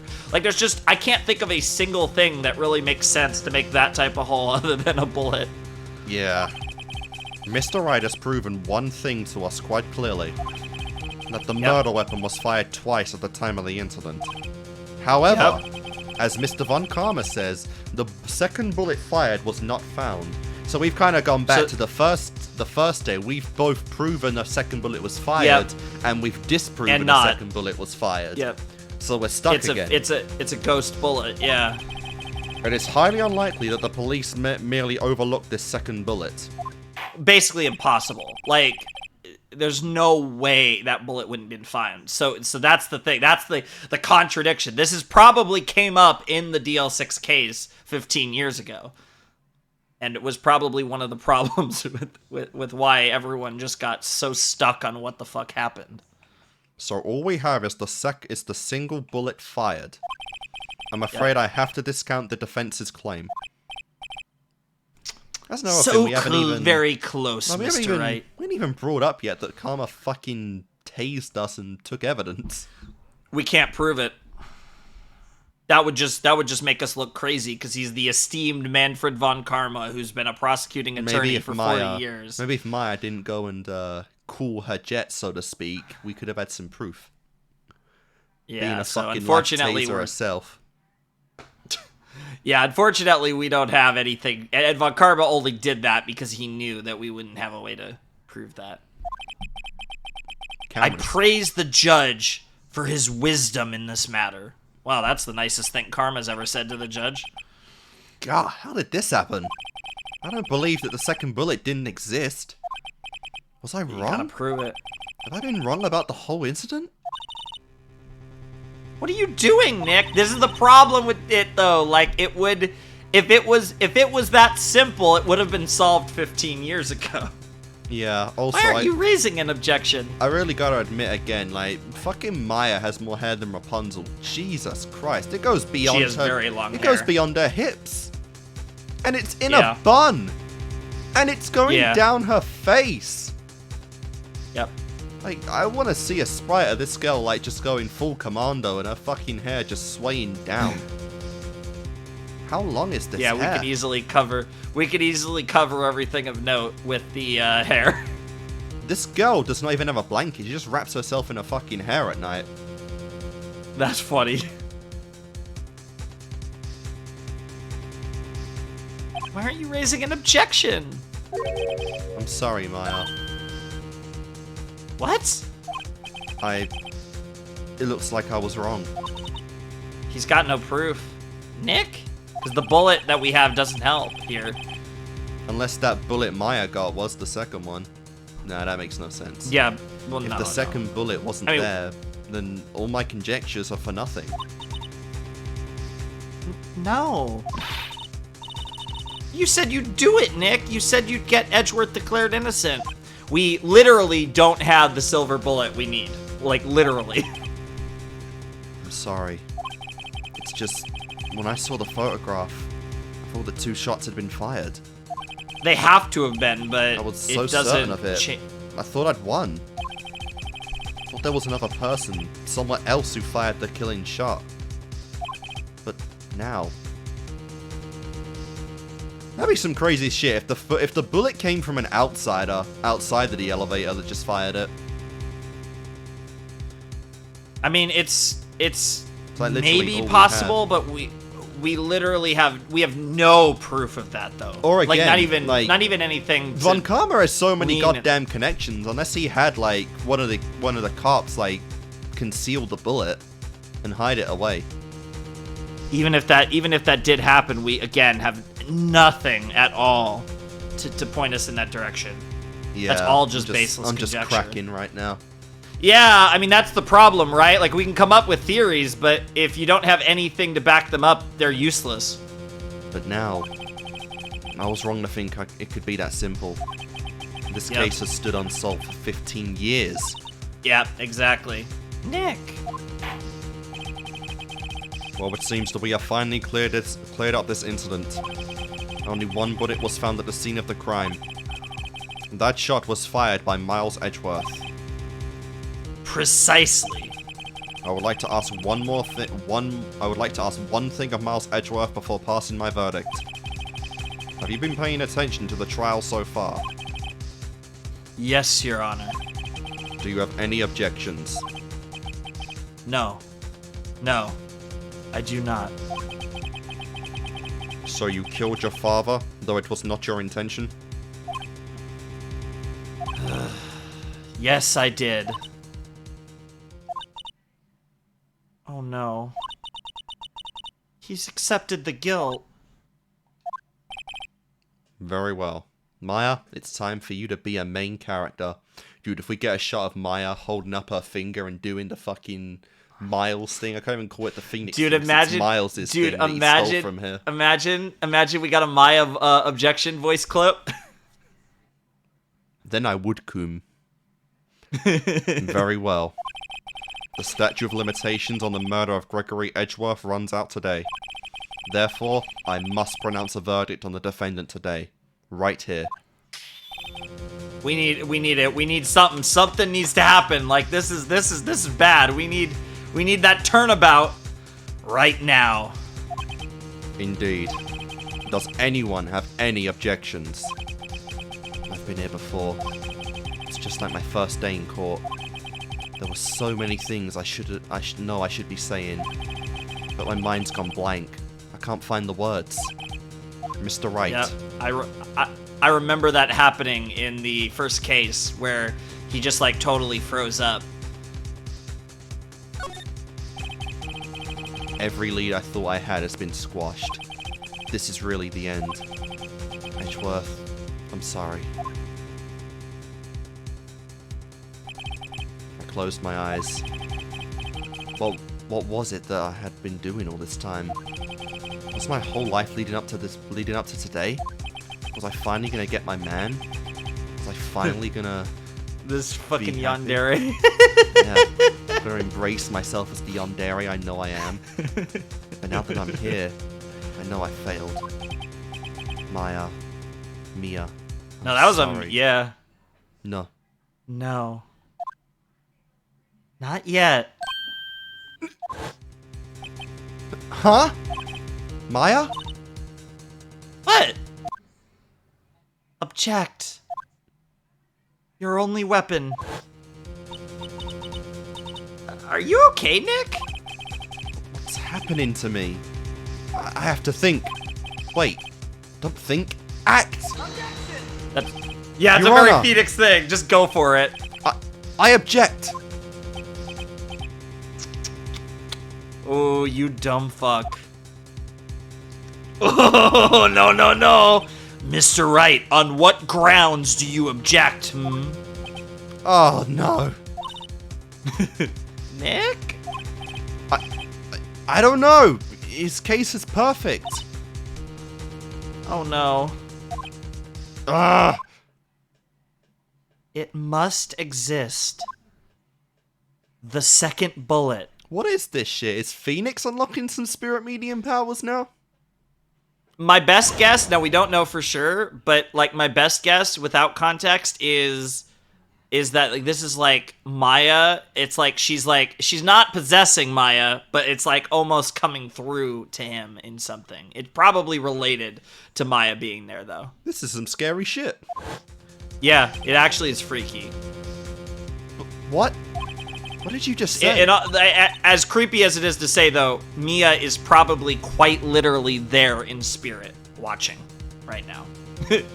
Yeah. Nothing. The second bullet must exist. Wow. Yep. This is where the brilliance of Mia, you know, bailing him out here at the very end because he's not ready yet. Like, this is what I'm saying. You gotta. Like, did Karma pay someone off, or just had connections to take it? Because that's kind of part of this story arc of the trilogy. It's gonna, it's a 3-game arc for Phoenix to surpass Mia. Right now, he's still not as good of an attorney as Mia was. He's Someone just got took that it. talent. Yeah, he's really good. He's got the potential, but he's still doesn't quite have enough experience yet. It seems waiting is not going to produce us any answers from Mr. Wright. Wait, Your Honor. The second bullet. It existed. What? But we've just heard proof that it did not exist. I realize that, Your Honor. I'm really grasping here. It's just... someone took it from the scene of the crime. That's what happened. It has to be. But like what? Who? Nothing else makes sense. The murderer. Objection! The murderer? Then tell us just who is this murderer? I'm still thinking about that one. So the criminal took the second bullet? But why? And how? That's how the the thing. fuck That's the did thing, they get like, it out of a... Not only a murder scene, but a courtroom. Like, that's the thing as well, like, the second They got bullet, metal detectors and shit. if they found it, it's not even really that big a deal, because it's like, yeah, it was used as like a survival tactic. They tried to break open the door to get some air in. It's not even like any grounds of prosecution, that one. Huh? Yeah, unless there's something on... Unless there's something... That's the thing, right? Like, that makes it even crazier, because presumably, like, let's say, somehow, there was a fourth person that popped in, saw this nonsense, took the gun, shot Gregory, and left. They would have no reason to take the bullet. Yeah. So, like, even then, it doesn't make sense. So there's something that we're just completely missing. It'd have to be a, like a fire from the window. Like God only knows. Saw Like, through no, but the elevator was trapped, so they had to be in between the, like in between the slots. Otherwise, they could have just pried that fucking door open. The only thing I could think of is the elevator, like the whatever, like the power, maybe the power came back on or whatever, something fixed the elevator. And just the timing was right with someone with that, but I don't know. Because that's the thing. We don't know when, like, the authorities found out. Like, they were trapped for 5 hours, sure, but who knows how long it took for the authorities to find out that they needed to be there. What's possible even is that, like, it's possible that nobody found them until the next day, for all we know. Like, we don't know when they were found. We know they were trapped for 5 hours, but it's very possible that somebody, like, the elevator fixed itself, whatever, like, the power came back, whatever, because we know the earthquake fucked that up, whatever. And then this fourth person, yeah, they're all knocked out, and a fourth person just shows up and is like, Bazinga. Huh. Yeah, just like, oh, I'll take this opportunity to shoot this guy. Either, could have been for whatever Karma reason. himself if that's the case. I mean, yeah, it's certainly possible, but yeah, it just makes no sense. Why would the person take the bullet? Yeah. So we still have a ways to go to figure any of this out. We're just totally Phoenix is just bullshitting now, just trying to piece something together here. First of all, how would they have found it? It's not easy to find a stray bullet, Mr. Wright. Was there some pressing need for the murderer to search for that bullet? That's the problem, right? I can't think of a reason. So Yeah. why did they find it? There wasn't a reason. I mean, it's like I think this is one of those. It's Yeah, like just to I think throw it's the one whole of those. thing off. There is no reason. They say That's in why Ace they Attorney, focus one on of the biggest like Mia Fey, Phoenix Wright kind of things is when you eliminate the impossible, whatever remains has to be the truth. It makes no sense for them to take it, so they didn't need to take it, and yet for some reason still took it. So I think it's didn't need it. Yeah, I'm with that one. Why would the murderer have spent the time to look for a stray bullet? I haven't got a clue. What's wrong, Mr. Wright? Bah! The murderer had no reason to take that bullet. You don't want to admit it, but it's true. Had to take it. Had to take it? The murderer? What does that mean? You're thinking too normal. Think crazy. We need to think crack. Yeah, I mean, yeah, crack. Now we need crackpot. She's literally saying crackpot theory time. Yep. We're in like late game Ace Attorney. This shit's gonna be nuts. Think crazy. Already kind of said like Karma was the one who did it himself. Yeah, but we're talking about the bullet right now. There was no reason. It would just throw it'd make the mystery that much more just unsolvable. If you do things that make no sense, because they always think maybe why sure. Why did things happen? And if there is no reason, then you never come to a conclusion. It throws off the entire rest of the case, because you can't put one thing together. You can't put the whole thing together. Sure. Don't think why the bullet was taken. Think how. Think why the bullet had to be taken. That too. Mr. Wright. Yes, Your Honor. I have no idea what I'm doing. I think my brain's still got some fucking volts in it from that zap. Let's see if Phoenix... So you got anything here? Because maybe Phoenix will put this together, but you got any way to piece this together? Not really. I kind of said already what I really feel like. Sure. Let's see if Phoenix can cook out of his ass. Well, the murderer had no intention of taking the bullet from the scene. But, the murderer had to take the bullet. Had to, Mr. Wright? What do you mean? Well, for instance... For instance, what? Maybe the bullet, hit the murderer? The bullet hit the murderer? Edgeworth's bullet? It was in... Yeah. He's claiming the first bullet was the throw from Edgeworth, and it went through the elevator and hit the murderer somewhere. Like grazed them. And that would have... I'm thinking a step further. I think it went in them, because that would have been a reason if the murderer was able to then take get into the elevator, take the gun, shoot him, and could have got out of there with the bullet still inside of them. But they would have been a way to get the bullet. Now I'm talking, the murderer, though. If we're saying the murderer is an outside person. Oh. The bullet fires, goes through the elevator into the murderer somewhere non-lethal. And it jams inside them. That could have been why Von they Karma had took the to vacation leave. for the wound to heal up. They had to take the bullet. Yeah. And again, because it was literally inside of them. That's the one instance he ever took a vacation, so it might have been just for the wound to heal. That That's something. I mean, it's definitely out of his ass, but when you think of, like, no reason to take it, but had to take it. Like I said, Ace Attorney logic. When you eliminate the impossible, whatever's left has to be the truth. The bullet hit the murderer? Just saying, for instance. I mean, if it hit you, you would have to take it with you, wouldn't you? It's not like you could perform surgery right there. You know?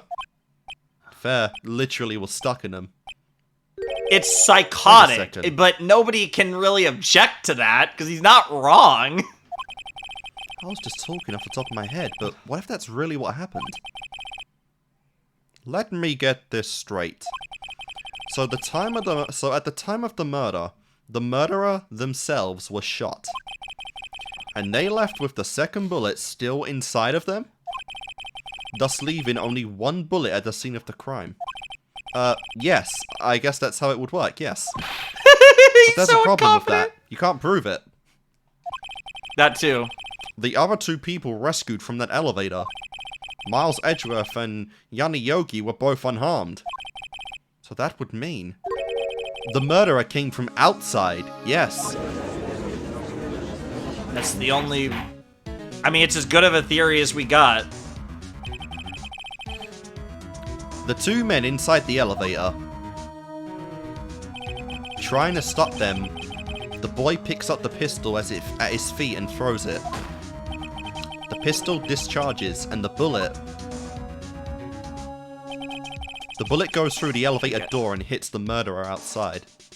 That's the thing as well. If a fucking bullet just comes at you out of nowhere, and if you're armed, you're just fucking firing at wherever that came from. It might not have even been intentional murder. It might have just been like, oh, fuck you, I'm firing out in a panic. Well, no, it's the same gun, so the gun was still inside the elevator, so the murderer would have had to have gotten in the elevator at some point and gotten the gun while they were all knocked out. Yeah. Yeah. No, we don't know how long until both of them passed out after Miles did. So it's possible, so I'm assuming where we're going with this is the incident with Miles throwing the gun happened, shot the guy outside, they all passed out, and then shortly after the elevator that was probably right around the 5-hour mark when the elevator came back on and opened or whatever. So it must have, like, and that actually, if we're going with Von Karma, what probably happened was the three of them, because Miles was leaving with his dad and whatever, and the three of them, along with the bailiff, after the Gregory and Manfred case happened, they all were leaving, and then probably once they got in the elevator, like before it even started to move, was when the earthquake happened. So they were probably on that floor. And I'm guessing that Manfred had a very long meeting with the judge talking about the penalty and was probably there for a long period of time, and then he went to leave, realized the elevator wasn't working, got shot, and then opened the scene to that. If this is Von Karma, that's probably the timeline of events. Maybe. The bullet Something goes through like the that. elevator door and hits the murderer outside. The boy loses consciousness. Yep. Then the murderer opens the elevator door and sees the men inside. Fuck you. Boom. Yeah, that all... Mr. Wright. But again, Yeah. if this is Manfred, how the fuck do we prove it? We have a piece, which is that vacation, but that's literally it. Yes. That's just circumstantial, though. You are truly the most unpredictable defense attorney I have ever known. I can tell you're grasping, yet I cannot deny the possibility of what you say. I can tell you're bullshitting, but... Objection! What are you saying? Deny it! Deny it! No one involved with the incident was wounded. There was no murderer. No one was wounded at the time of the incident. He's right. I can't think of anyone. Hey, Nick? Huh? I just thought of something really crazy.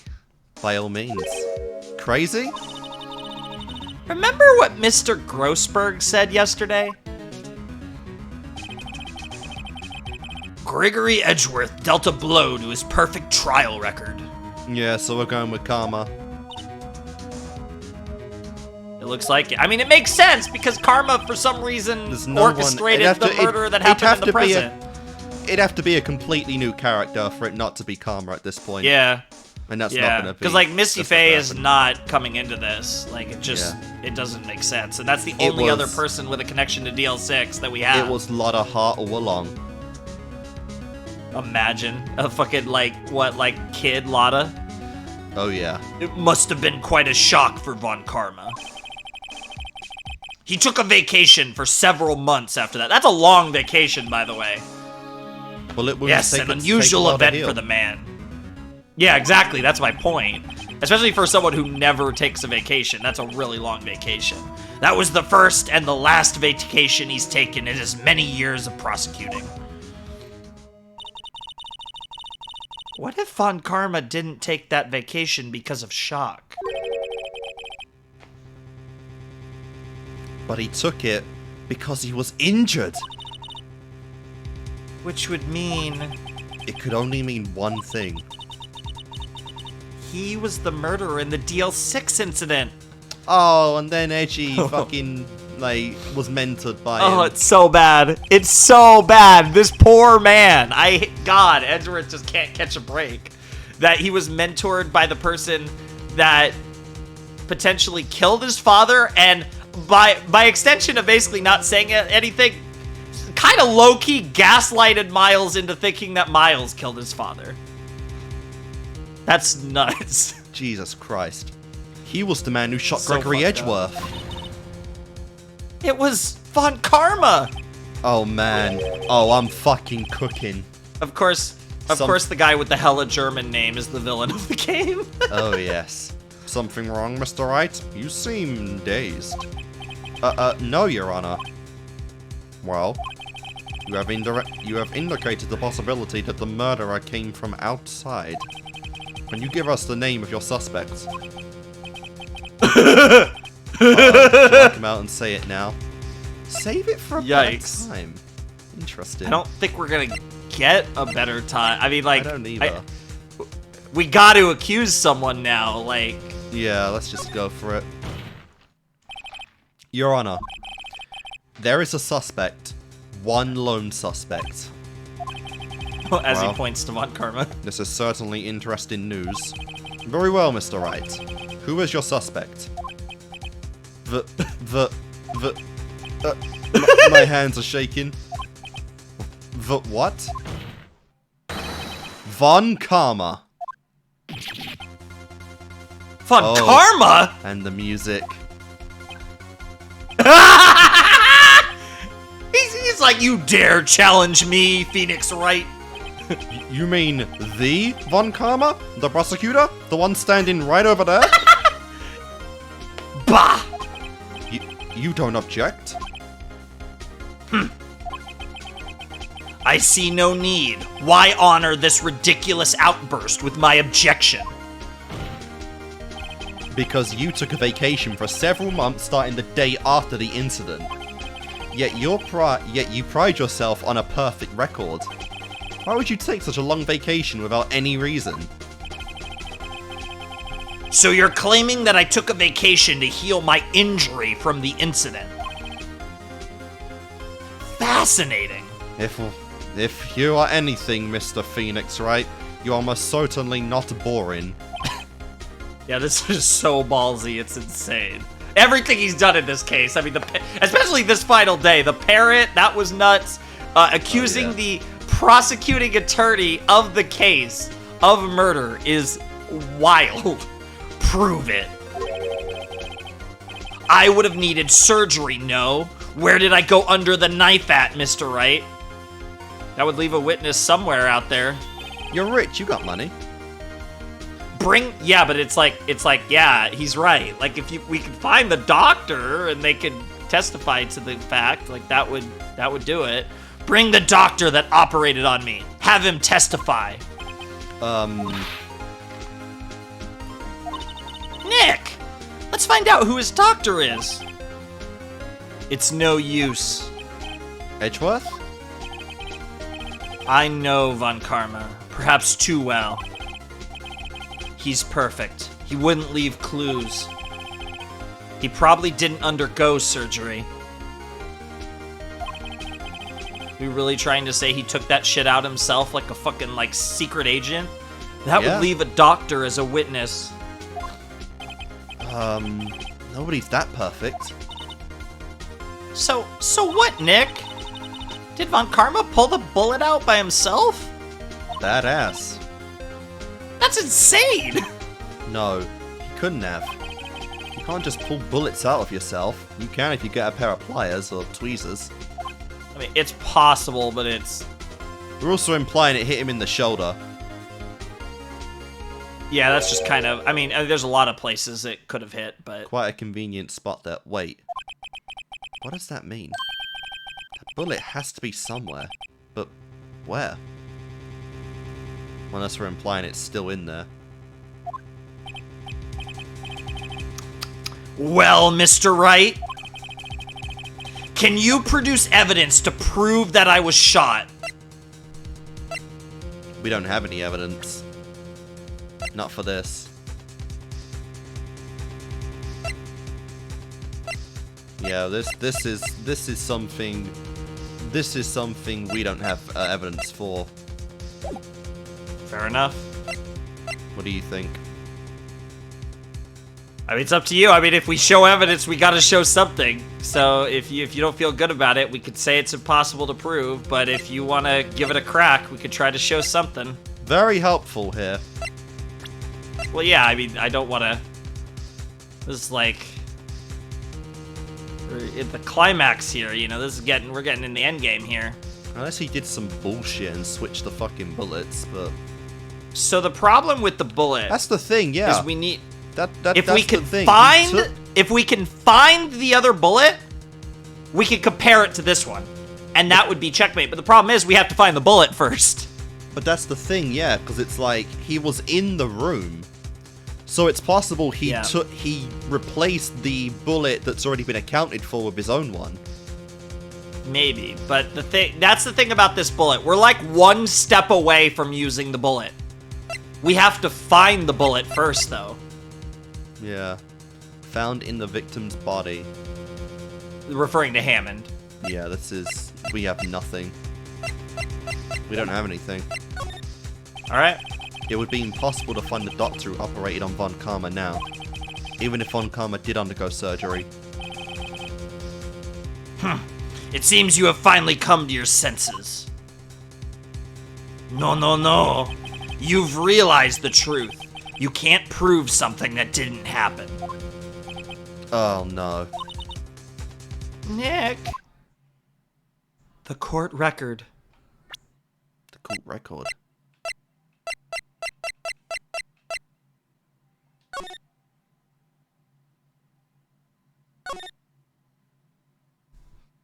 This is kind of sucky, because we're Maya's just giving us all the goddamn answers to this. She's helping, but, I mean, the court record isn't that helpful. That just says there's something in there. Oh, let's let it play out. Let's see where this goes. Yeah, I don't know.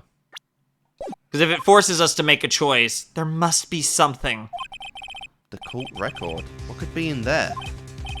There's no time. I better think of it as I go. Alright, so they're gonna make us choose something. I'll prove it. And I'll even use evidence. I know how you like it so much. Damn! What? Nani? The evidence that proves Von Karma was shot is... This is like a checkmate thing, too. Like, they are even playing the corner music and everything. Badge. So we got something big here. So I will say, this one is very clever. And it's like, the moment it clicks, it'll click. But this is hard, I will say. Like, it can click right away for some people, but it's not obvious. So think about the conversation we were having with Von Karma. We were talking about, okay, where could the bullet have been? Could he wouldn't have used a doctor because he's too perfect for that. Could he have taken out the bullet by himself? Phoenix thinks that's not possible. That's too insane. Remember, when you remove the impossible, whatever's left must be the truth. What does that leave us with? He did take it out by himself. Phoenix thinks that's impossible. So what does that leave?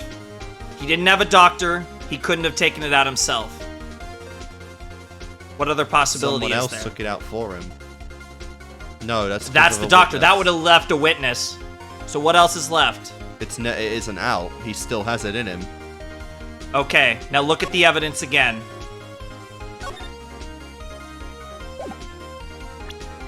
If it's still inside him,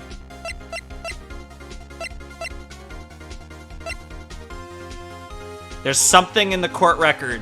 If it's still inside him... It's this, right? This is the court record. Well, no, well, that's the case file for DL6. The court record refers to all our evidence.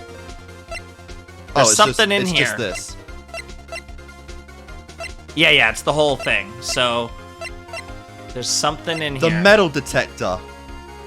Why have we been holding this stupid fucking metal detector for like fucking 5 episodes? And where have we been holding it? We never gave this stupid metal detector back to Gumshoe. No, we didn't. And it's just been sitting there inconspicuously. How interesting. Oh, that is clever. It really is. It's an item you would just think is there from now on, but no. Yep. But yeah, No, we've no, been no. getting, but we got rid of evidence and we kept the stupid metal detector. Well, we also kept some other stupid shit too, to be fair, so it blends in. Yeah, I know, but I feel like that's kind of right? If we got rid of everything but the metal detector, it would be too suspicious. Von Karma is perfect. He wouldn't risk surgery, leaving an evidence trail. So then, I ask, where is that bullet now? I think it's unlikely that Von Karma performed surgery on himself. You don't mean... I do. There is the possibility that the bullet is still inside Von Karma.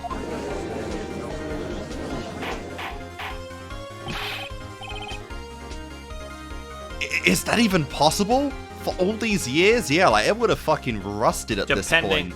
Depending on where he got shot, like, you could, I mean, it's possible. Yeah, but the bullet would have started to rust at some point. I think the way that your body is, like, I think there are people that actually have been shot and, like, have kept it in. Because it's like, more complicated to do the surgery, depending on where the bullet is. Hmm. In the shoulder, you would normally get it out, but... Well, there's one way to find out. We could use this metal detector. Well, Von Karma, I'm going to run this over you, and we will see. Objection! Oh! Oh, we finally got him! And He didn't see this he coming! happened to be And look grasping where his arm. he's holding his right shoulder! I refuse! You refuse? But refusing this means... you acknowledge that the bullet is still inside you. Holy shit. Order, order, order!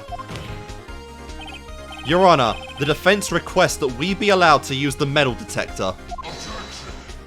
Objection! Oh, yeah. Judge, I call for a suspension of this trial. This is an invasion of privacy. That the statute of limitations runs out in this case today. It was you who said we had to end it right here, right now. Yep, shoving his words back in his face again. Enough. I permit the use of the metal detector. Mr. Von Karma, you will submit yourself to testing. Nick, what does this mean? It means about we've to reached find the out. climax of our story. I don't know, but we have to give it a shot. Haha, bang.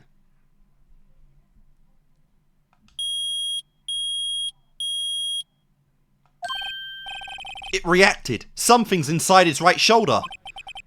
The bullet. Mr. Von Karma. That's a death glare. You! It was you. Quite literally ruined his life. Yes. I I was afraid this would happen. What the fuck? What the fuck? What the fuck what bullshit is about to spew out of Manfred's mouth now? And so I remain silent. Indeed, there is a bullet in my shoulder. However, it has nothing to do with this incident. Then why did you just refute using the metal detector? What? I was shot in the shoulder long before the DL6 incident. And you never got it removed. I claim that the bullet in my shoulder has no relation to DL6. What the fuck is this? That's insane. But Mr. Von Karma, can you prove that? Prove? No. I have no obligation to prove anything because it was Phoenix's claim. So the burden of proof lies with us. It is Mr. Wright who must prove something here. Not I. Mr. Wright? Well, can you prove it? Can you prove that the bullet in Von Karma's shoulder was from DL6? Of course we can. Of course he can't. You had a slip-up in your perfectionist record, Mr. Von Karma. Or rather, you didn't notice that you left something behind. Because there's one... You don't have... Yeah! You don't have any of the DL6 evidence! There's one incalculable variable that even a perfectionist couldn't predict. Maya Fey! Yeah, let's go! The worst and hottest goddamn spirit medium this side of the whole West California Japania. Fuck. That's because you took it all out of the records room yesterday, is what he said. With no proof, you cannot convict me of any crime. So sorry, Mr. Wright. No. No, I'm the one who's sorry, Mr. Von Karma. Oh, I love Smug Phoenix. Oh, Nani? You were close. One day away from freedom. But you Had to get see, greedy. I have proof. Nani? Who would have thought you would dig your own grave trying to convict Edgeworth? Yeah, if he just let it go, he would have been fine! I can link the bullet in your shoulder to the DL6 incident. It's time. And here's my final proof. Of course. Misty You know Fey! who's gonna... Let go! Yep. That's... a bullet? Where did you get that? And here's the music. This is the bullet used in the DL6 incident. This was taken from the heart of the victim, Mr. Gregory Edgeworth. The bullet is preserved quite nicely, with all the ballistic markings intact. So all we need to do is just pull the bullet out of his shoulder, compare the ballistic markings, and if they match, Boom. that proves it. Ballistic markings. You may recall the term. It came up in the first trial 2 days ago. The fingerprints of a gun is how they described it, yep. Ballistic markings are the fingerprints of a weapon. All bullets fired from a gun are marked with that weapon's unique pattern. By examining the markings, you can tell which weapon fired the bullet. It's quite accurate. Yep. We have 2 bullets in our possession. One, the bullet removed from Gregory Edgeworth's heart. The other, Mr. Von Karma, is the bullet buried in your shoulder. We could analyze both bullets. Then, if the markings matched, we would know that both bullets had been fired from the same gun. The very same pistol. In other words, the murder weapon that killed Gregory Edgeworth. Mr. Von Karma, you will let us remove the bullet from your shoulder. God I love that Smug Phoenix face. It's so good, especially in a moment like this. Then we'll compare the ballistic markings to those on this bullet. And solve this case once and for all. Well, Mr. Von Karma.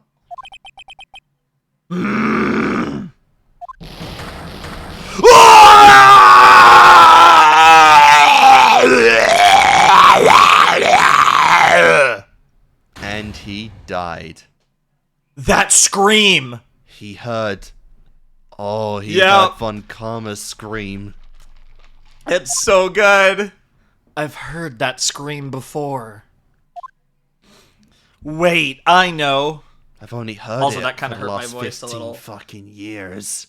But I had to do that scream justice. It is the scream. Yep. Help, I can't breathe. Quiet. I said quiet. You're not making this any easier.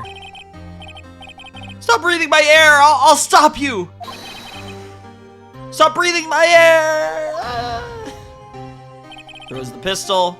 Get away! Get away from my father! There it is. Whoa!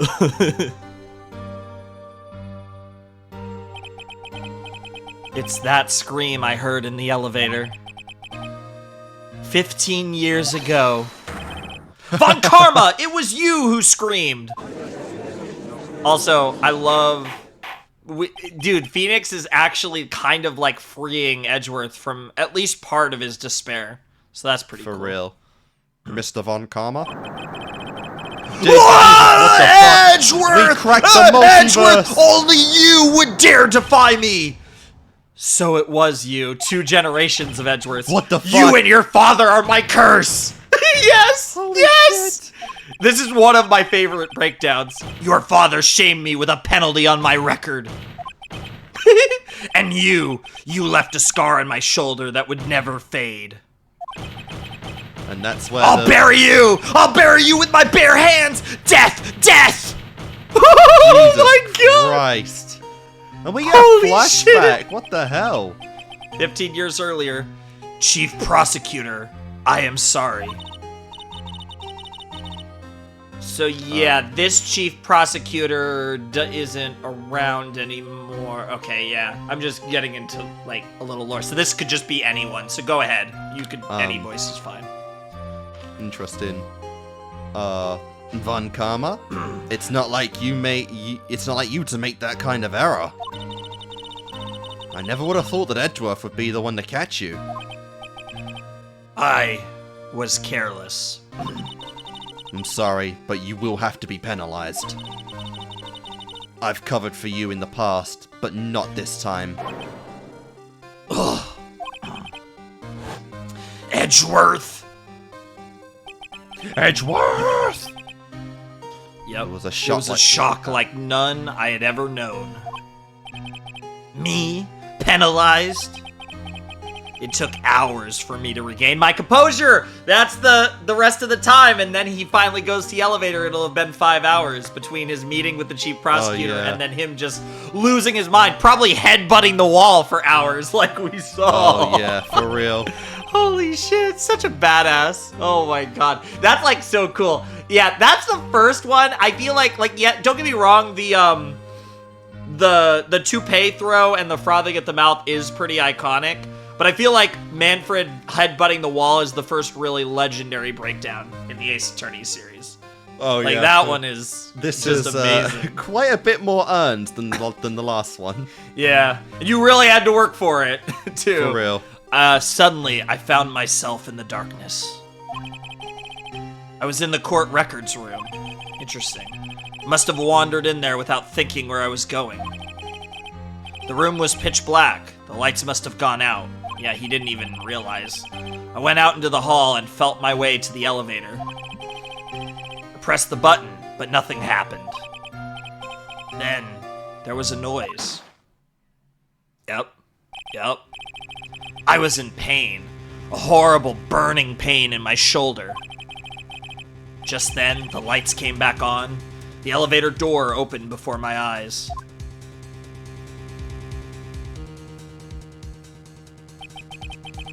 I saw 3 people inside, all lying unconscious from oxygen deprivation. Much to my surprise, a pistol lay at my feet. I knew then it was destiny. It would kind of look like destiny to someone to see that. Oh, they even use that they shot. Reuse that. Yeah. In his last moments, Gregory Edgeworth was still unconscious. He died, never knowing who had shot him. Later, he spoke through a medium, blaming Mr. Yogi. Yeah, because obviously he had no idea. He was fooled. It was the perfect crime. It is kind of cool that this also, like, all of this proves that Misty Faye wasn't a con artist as well.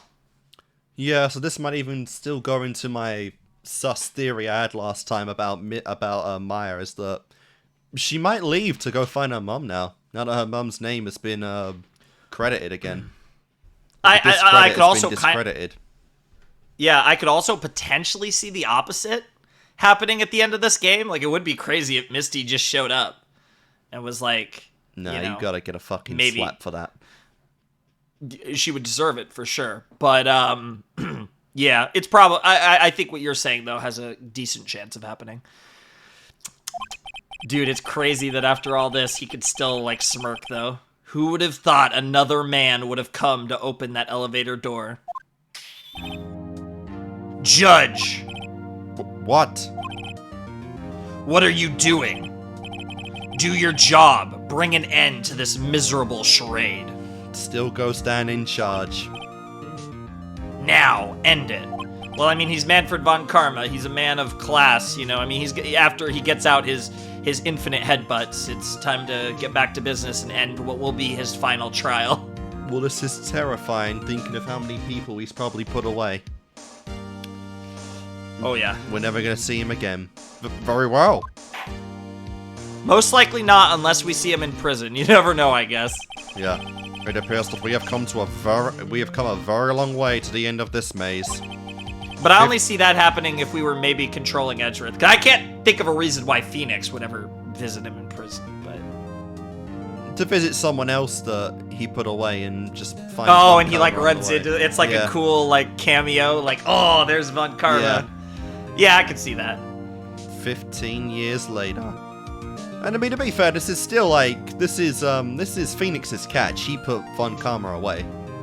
This will, so again, not going into, obviously I don't want to give anything away, but this more or less, Phoenix did get significant notoriety for Turnabout Sisters, because Mia Fey was well known. This is kind of the next level of that, because one, he took down Manfred von Karma, and two, he defended Miles Edgeworth. Both von Karma and Edgeworth are famous. I mean, obviously him beating Edgeworth was big, but now this is another level of, like, you know, kind of fame that he'll get, the notoriety from this case. And he finished a case that no one else in 15 years ever had. A was legendary 8 years old when this opened. Yeah, that's crazy. 15 years later. Mr. Miles Edgeworth? Yes, Your Honor. Get therapy, man. Honestly. You were innocent. You are innocent. That's gotta be a weight off his back. As you said, it was all a nightmare. I'm so excited to see where Edgeworth's character goes too. I mean, we're talking about Maya, but like, God, there was so much good stuff with Edgeworth's character in this case. Bro's gonna be running down the street with his cock out the first night he gets about that dream. Holy fuck. Yes, Your Honor. No, imagine he has the same dream, but he gets the part. He still has the dream, but like the difference is he sees Von Karma getting shot, but instead of a nightmare, now it's a happy dream. Yeah, that's the thing, is that it doesn't change whatsoever, but now he wakes up like so happy and peachy. Yeah, that'd be great. Here we go! This court finds the defendant, Mr. Miles Edgeworth, not guilty. Woo! Confetti! Woo! We did it! Holy shit. Maya just runs up to Phoenix and gives him a little kiss on the cheek. Oh. No, I'm joking. That's one of the best climaxes, though. Oh, Jesus. That is such a... Oh, that was such a great climax. Oh, I love this case. That is all. This court is adjourned.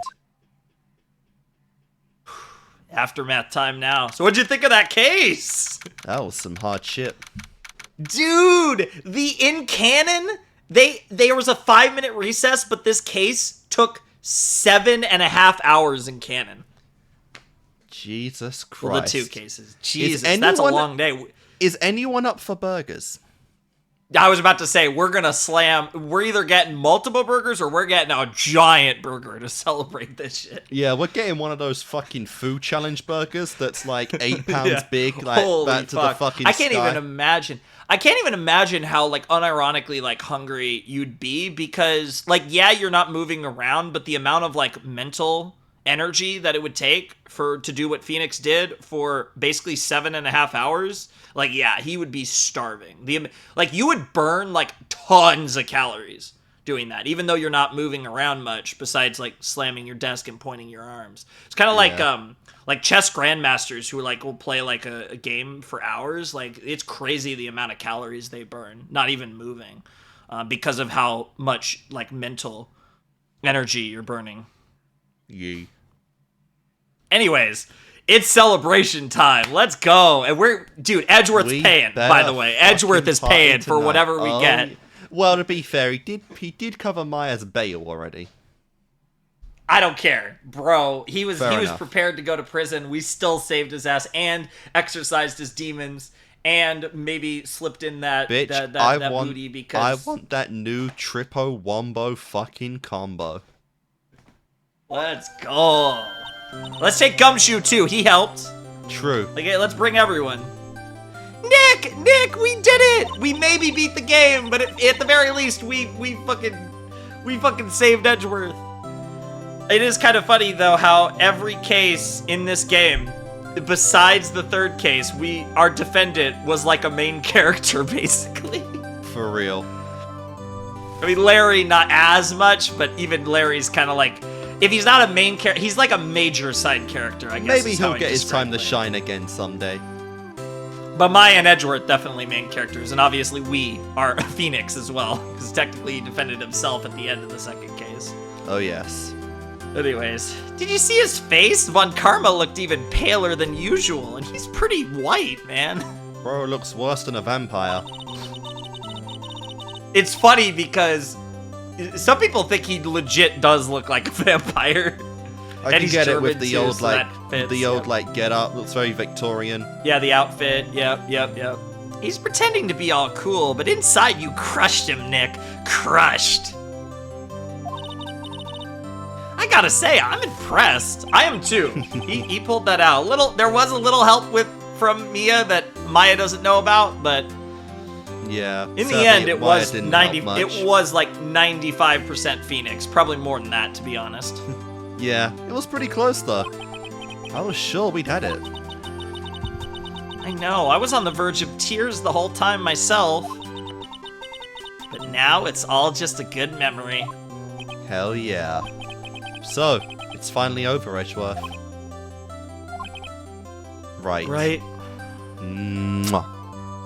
Oh, yeah, I know. It's like you got Maya and you got Edgeworth. It's Phoenix's, his harem. Honestly. It's only 2 right now, 2.5, I guess, because Mia, but... He got his 2/3 lovers, and he couldn't be any happier. Oh, Jesus. Maybe we'll get some regular clients now. Yeah? I know, that would be nice. And not just shit that Maya wants, or we have to find on the news. I know, right? I'm not sure how to say this. Oh no! Wait, confession? I know. Try thank you. Oh wait, no. The weirdest part is Maya starts shipping us though, because she's kind of given that energy. Oh, she like already. You know what? Join the group. She's already writing Yep. fanfiction. Oh yeah. It's so bad because like. That's like one step away from probably being canonically true. That's the funniest part. I see. But thank you, Wright. And screen cap. You're welcome. Oh! Even Phoenix is embarrassed. I think you could have done better than that. Oh my god. It's funny, Maya. like the new gang with like Maya being in Larry's place. Yeah, kinda. Huge improvement, by the way. Oh yeah. Still a silly goofball, but a fuckable one. Yep. I'm joking. I'm not good at this sort of thing. You got a lot to learn, Edgeworth, and we're gonna teach you. Oh, I'm gonna teach you, and then it's gonna be material for my fanfiction. Oh yeah. She's got you there. Whoop! Amazing, pal! You pulled through just like I thought you would. I'll never forget this. I owe you one, pal. Jesus, are we gonna get another fuck tonight? And tonight, let's party. Dinner's on me.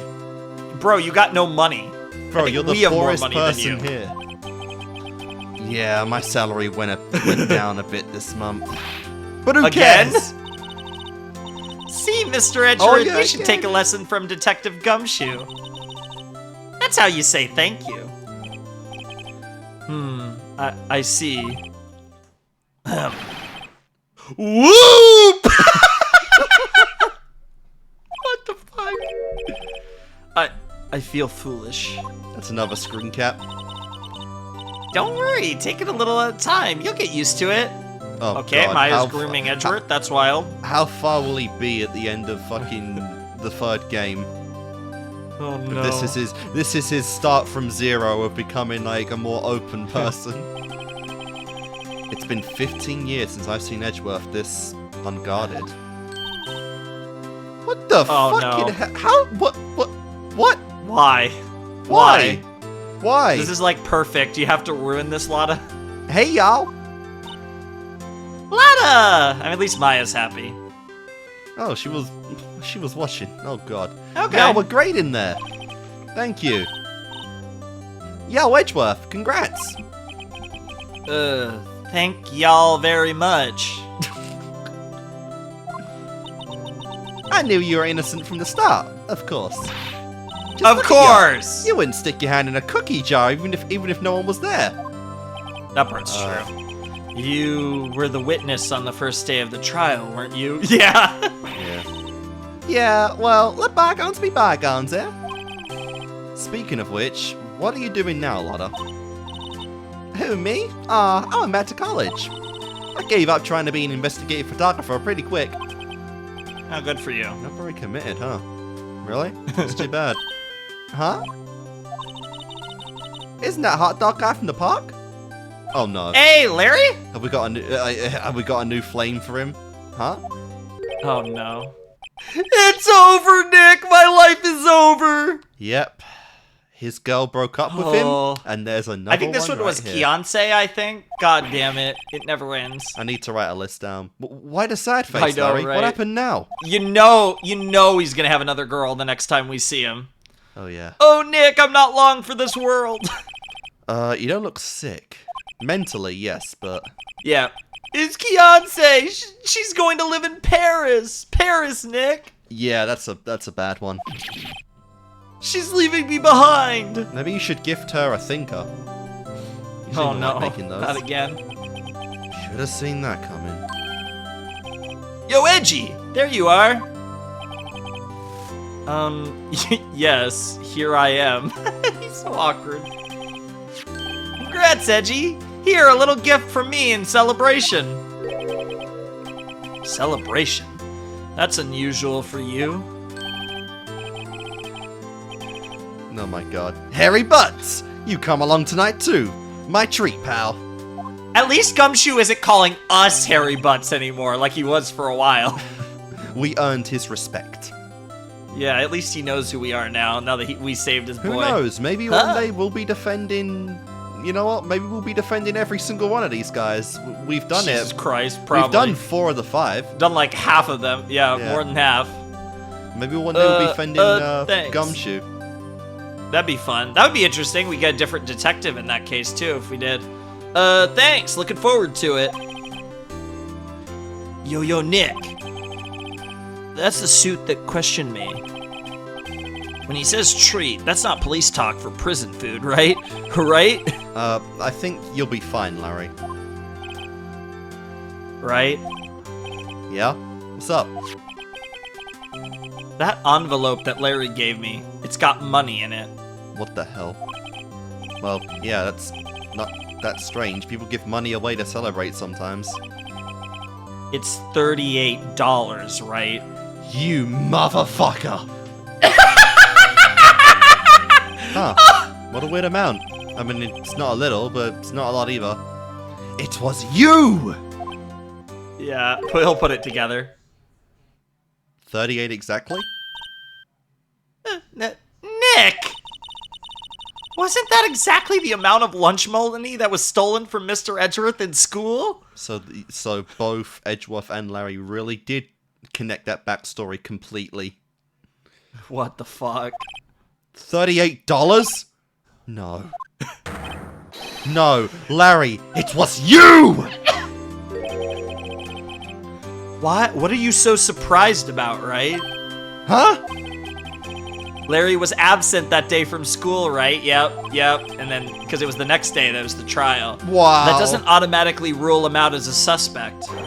What? Never heard of an alibi? What? Think back to that day 15 years ago. Larry took the day off, but he was bored, so he came into school anyway. Who does that? Just hung out, I guess.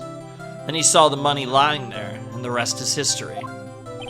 Thief! I never was good at history. Edgeworth, you didn't know, did you? I suspected. I just couldn't picture Larry protecting you like he did that day. Everyone else was saying you did it. The whole class was against you, remember? Yeah, too well. Right? You may not know this, but we used to have a saying back in school. Oh no! When something smells, it's usually the butts. Yep. Yeah, we know. I know. I know. I'm surprised you remember that, Edgeworth. Really, Wright? I'm surprised you didn't figure it out. You're a lot smarter now than you used to be. Well, I guess this is a day of closure for pretty much everyone that isn't Maya. Oh, it is kind of... It's weird with Edgeworth because, like, it is closure, but he's obviously, like, gonna have so much more to unpack from this. But he definitely did get some degree of closure, whereas Maya, like, she did help us, the but... box is open. Yeah. Whereas, like you said, with Maya, it feels like we definitely got more for Edgeworth than we did for Maya in terms of, like, actual progression and actual, like you said, closure. Well, this sure is an unexpected turn of events, eh? Edgeworth. You should have told me! Now, Nick, it was 15 years ago. Don't you think the statute of limitations has run out? Mr. Edgeworth? That's good. Not yet. I'd say so, yes. There you have it! I got away with it, bro! Where does that leave me? I became a defense attorney because of what you two did! It's a sign of your friendship. Well, you have always been something of an insufferable emotionalist. Damn. Yeah, and you get worked up too easily, too. You're one to talk. Death. The death sentence for both of you. Man, if only I'd known I'd become a prosecutor. The same goes for me, only the other way around. Oh, the alternate universe. For the longest time, I thought that I might have killed my own father. There's no way he changes fields, right? It is possible. I mean, you could do it. There would be a little bit of work, but someone as smart as Edgeworth probably wouldn't be able to do that without a magician. The problem with that... That's gonna make the next, the next games at least. Like, because I imagine Edgeworth is coming back. That's gonna make it so interesting. The fact that we're, like, friends with Edgeworth now, but we still have to go against each other in court all the time. It would be really interesting, wouldn't it? That's gonna be so interesting. Because that's the thing, right? Like... Because without giving too much away, I will say one of the kind of main things of Ace Attorney is each game, introduces a new prosecutor, right? But that doesn't mean old prosecutors don't come back. So, because there's multiple cases and they'll mix it and it all blends into the overall story. So, yeah, there's definitely a very good chance that we will have to fight Edgeworth again, probably multiple times in the future, and that dynamic will grow alongside our relationship, because we're in a very different place with Edgeworth than we were when we first met him a few cases ago. Yeah, that stink eye is gone, hopefully, for good. I mean, it is one of the, not only, like a very legendary ship, obviously, but it's a very iconic relationship, and they have a lot their dynamic has already evolved so much just in this first game. So, I mean, who knows how things are going to be in the future. I thought I might be a criminal. I became a prosecutor in part to punish myself. Damn, that's deep. You're fucked. If I had known the truth, I might have become a defense attorney after all. Yeah, like his dad, of course. Of course. Edgeworth. Wanna switch right? Yo! Damn. That would be hilarious. Hey, y'all, line up. I'll take a photo. Hey, photo time, let's go. And after that, dinner on me. Well, let's see it. Oh, what? Detective Gumshoe took us out on the town that night. We celebrated Edgeworth's newfound freedom. Our first true hangout session with the boys and the girl. Let's go! Let's go! Even though Edgeworth himself was still in detention.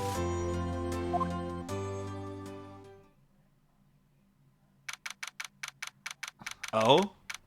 Oh, the Jesus next morning. Christ, we must have December 29th. Dude, did we all crash here that night? Are we all just like on December the floor on the seats, like fucking just dead inside? Interesting. December 29th, 5:02 a.m., Wright & Co. law offices. This is only 12 hours later, isn't it? Yeah, it was 5:37, I think, p.m. when the case ended. Whoa, I went a little overboard yesterday. My head hurts. Let's go. Fuck, was I drinking? Huh? I mean, to be fair, at the end of the first case, Mia did offer to go out with us for drinks, so I assume Phoenix drinks a little from time to time. Only for the big celebrations. Huh.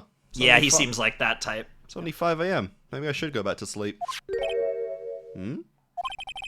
What's this? A letter.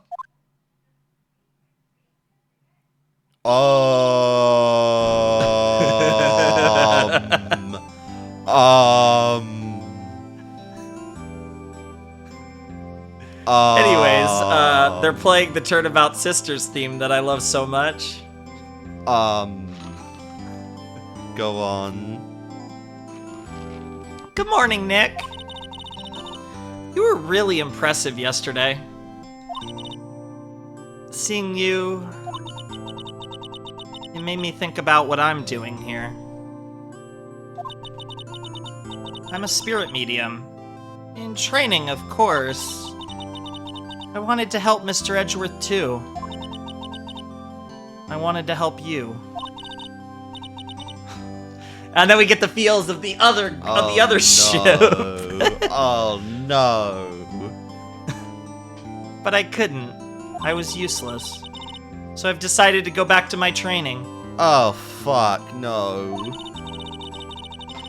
It's so funny. I love how you're like, no, even though you've been calling something like this happening for a while. Just because I theorize doesn't mean I always want to be right. Yeah.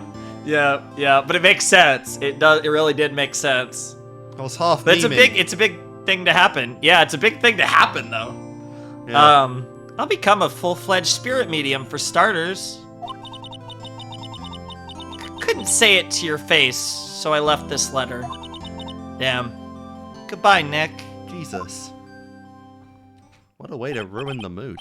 Goodbye? It is called Turnabout Goodbyes. What time is it? Ah, the first trains for the mountains have already left. To the station. Yeah, but it's Maya. Aw, he's running after him. It's like the end of a rom-com. He's running after him? He's running after her. Yeah. There's no penis involved. Yet. Shut up. Guess I'm too late. Also a new shot, like a new background. Ah, Hey! yeah. Hey! Nick! Maya!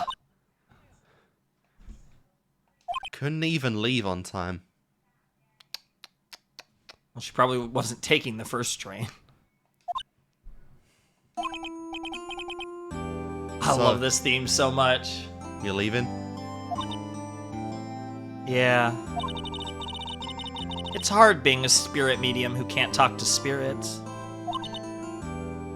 And I think you'll do fine without me, Nick. good, okay? You're one to talk. For real.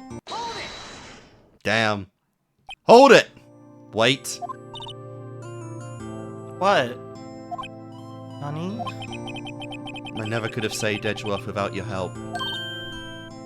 Huh? On the last day of the trial, I heard her. So we're still not crediting you, just... fuck me! I heard Mia's voice. You heard my sister? Yes, only her voice, but still. It was at the very end when I thought we'd lost everything. Well, that's my sister for you. Yeah, like, that's not really gonna help her that much. Yeah, like... Detective Gumshoe helped, and Mr. Grossberg, and even Larry. You should have brought up, like, the Lot of Heart case, because that one she actually helped with. That one she got a new testimony out of her, and we fucked from Or that. the bullet. Or the bullet. Yeah, or the bullet. I'm the only one who couldn't help. I was useless, Nick. But you were the one who stopped Von Karma, Maya. Huh? I didn't do anything. All I did was wander around in a daze. Sorry, but I have evidence that you helped. The bullet. Evidence? Show Maya some evidence to cheer her up. What the hell? The bell? It's gotta be the second bullet. The bullet, yeah, the bullet. Yeah. Why do we still have this? It's just like an end of case thing. I think every end of case, there's always a thing where you could present someone something that proves something about, like, you know. I think that's happened in every case. Because I know there was the thinker for Larry in the first case. Don't remember the second one. The third one was, like, the path to glory, which proved, like, how much to Will Powers, how much the kids cared about the Steel Samurai. And then this one's the bullet. A bullet? It might have been the thinker again for chapter 2, but I don't remember. It might have been. I just can't remember what we were proving into who in the second maybe. case. It might have been to Maya, Maybe. but I don't, because I don't remember. Von Karma was convinced he had taken all the evidence pertaining to DL6, but you were the one who rescued the last piece of evidence we needed. That was the bullet that put an end to Von Karma, and you were the one who gave it to me. Nick. Thanks, Maya. I couldn't have done it without you. I don't think that's enough to convince her, though. I'll be back soon. Huh? I'm going to complete my training and come back. Nice. Okay. I'll be waiting. Oh. Of course you will. You can't run that office by yourself. You're hopeless. And then they switched from they were playing Turnabout Sisters theme, and now they're playing the Maya Faye theme. Yeah, because Turnabout Sisters is just the depressed Maya theme. Yeah, it's the sad. Anything about the Fays that is sad, they use that theme. So that was enough to snap her out of it. Yeah, she's still leaving, but start. happier kind of farewell. I don't know about that.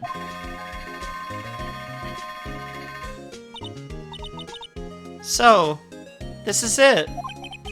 See you soon, Maya.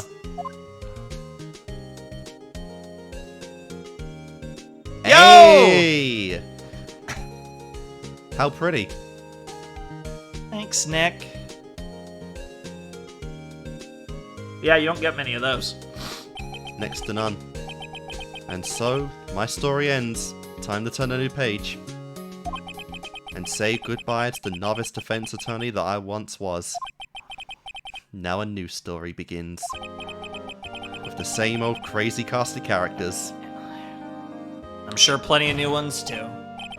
Ha! Don't think you've graduated yet, amateur. Hey, we're counting the judge in this. You gotta be quick on these. Oh, yes, Your Honor. Oh no, I have a bad feeling about this. Objection! So when they do the credits for these games, we get to hear from every character in the game. There's sometimes a few exceptions, that's a long but one. we're gonna get, yeah. So over the course of the credits, we're gonna get pal, everyone. Mr. Wedgeworth came down here to talk about a pleasant surprise. Wish me Happy New Year. Woo! Detective Gumshoe! Then he hung his head low and went right back outside. Oh, this is an epilogue to them. I thought we just rehashed the shit. Yeah. Kind of like he was embarrassed or something. Strange, huh? So that first scene was a new case for those two. it's implied, yeah, everyone's talking to someone. It's unclear who they're talking to. Huh? Oh. Huh? Nick?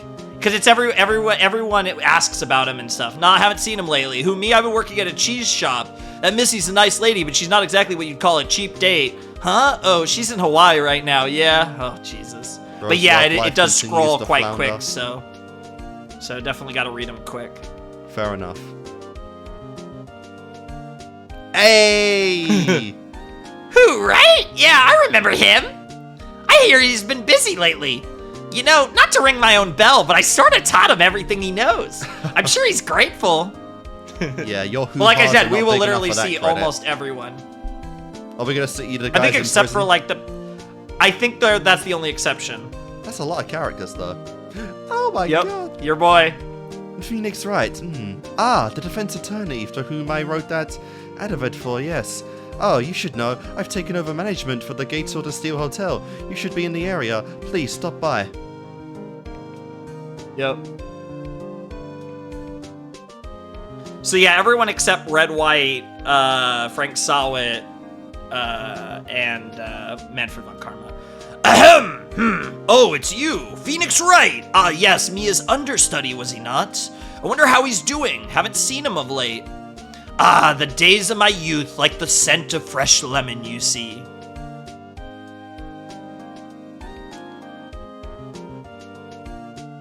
But yeah, this is a cool little thing, so. No, we skipped out April, May. Oh, God. Phoenix Wright? No, it's just not in order. Is he an actor? Well, I'm not buying it. You can't be a star with a name like Phoenix. Do you know that they're finally putting some old Hammers movies on DVD, blah, blah, blah, you know, DVD, three-letter words, everything, blah, blah, blah, blah, blah, blah. Classic. Phoenix is a great name for an actor, though. I agree. And just in general. It's a cool name. I have known one Phoenix in my life.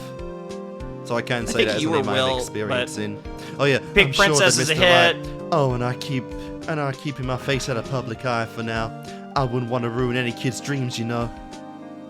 Especially as playing the Pink Princess. You sure it's not going in order? Because it's kind of going by chapters. No, it's flipping around. It's flipping around. I'm pretty sure April May has one.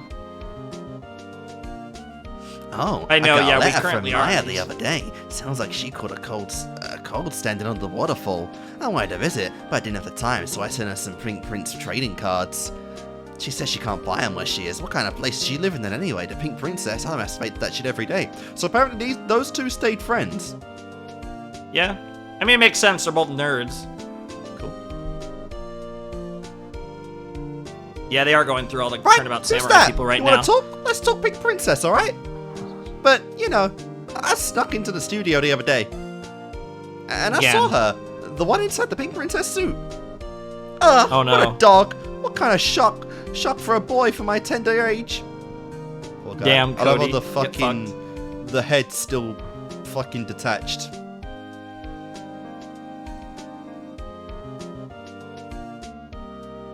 Yeah, I remember, right? That lawyer guy.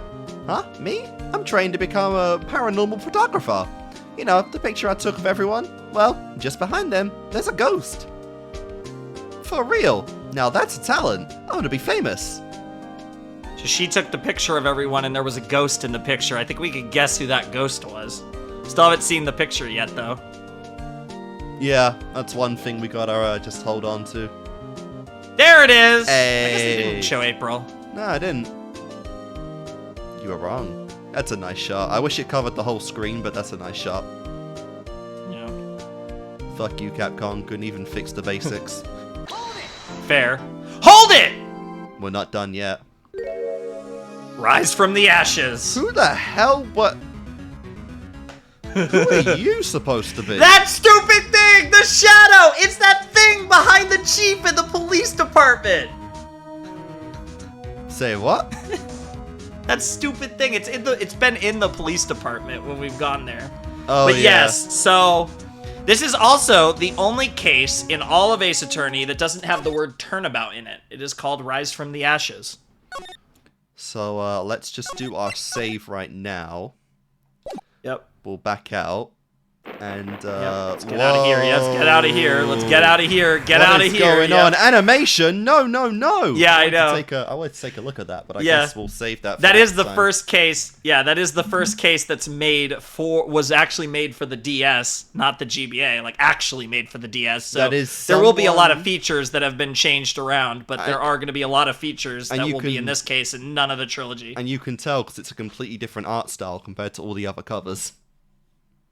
Yeah, that too. It was high quality. But, my. So, yeah, I guess we might go into that one. If we're trying to keep continuity up, we might go into that one without Maya at all. The supposed, like... We will see. Half the runtime of the game, and we won't even have Maya. That. But we might get this new Yeah, girl.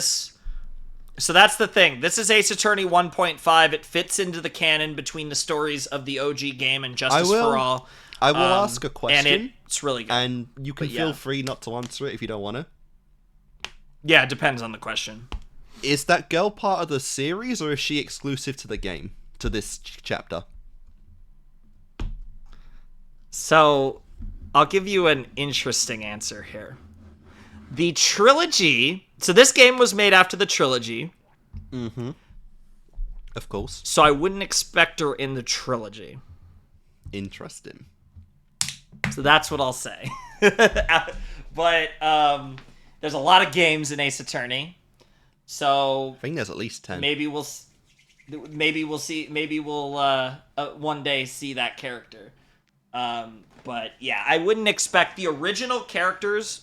What I will say, the original characters from this case, so the ones that we haven't previously met, will not show up again in the trilogy. Interesting. So they're not going to introduce anyone in this case that we'll see again in the trilogy. That doesn't mean we'll never see them again, but we will not see them in the second or third game, no matter what. Fair enough. Except for obviously recurring characters, so like obviously like Phoenix or anyone else that might be in this case that's a recurring. Obviously, yeah, because it's very possible we just don't even see Maya, and that's a big change. Yeah, it's certainly. In fact, I would say it's probably It's actually probably very unlikely we see Maya because again, the original continuity didn't include this case. So where we left off the first game, I would expect to not see her until probably the second game. I don't think we're gonna have to wait. I don't know when in the second game. I don't think we're gonna have to wait all the way to the third game, given I'd say probably the way they left. Like, it feels like it'll be a second game storyline. I'd leave it probably until the end of chapter 1 of the second game, and then she pops up. Yeah, I would just think, to give us an example of how Phoenix is doing on his own. Yeah, I definitely think that we don't see her in the first case of the second game, or at the very end. But yeah, that was not the end of the playthrough, but that was the end of the original Phoenix Wright game. That was the official original end of Phoenix Wright Ace Attorney, though. That was, in fact, the final case of the original game. Only 4. Interesting. Yeah. And most of them, I will say that 5 is kind of the traditional number, like overall when you look at the whole series. But they do, 4 does come up. I believe there's another game that has 4. Actually, I think there's 2 other games that have 4. Interesting. In the series. But most of them 5. 5 is kind of the general number, but they definitely do 4 a few times. How does it feel to finally be part of an Ace Attorney playthrough where it was completed? To completion.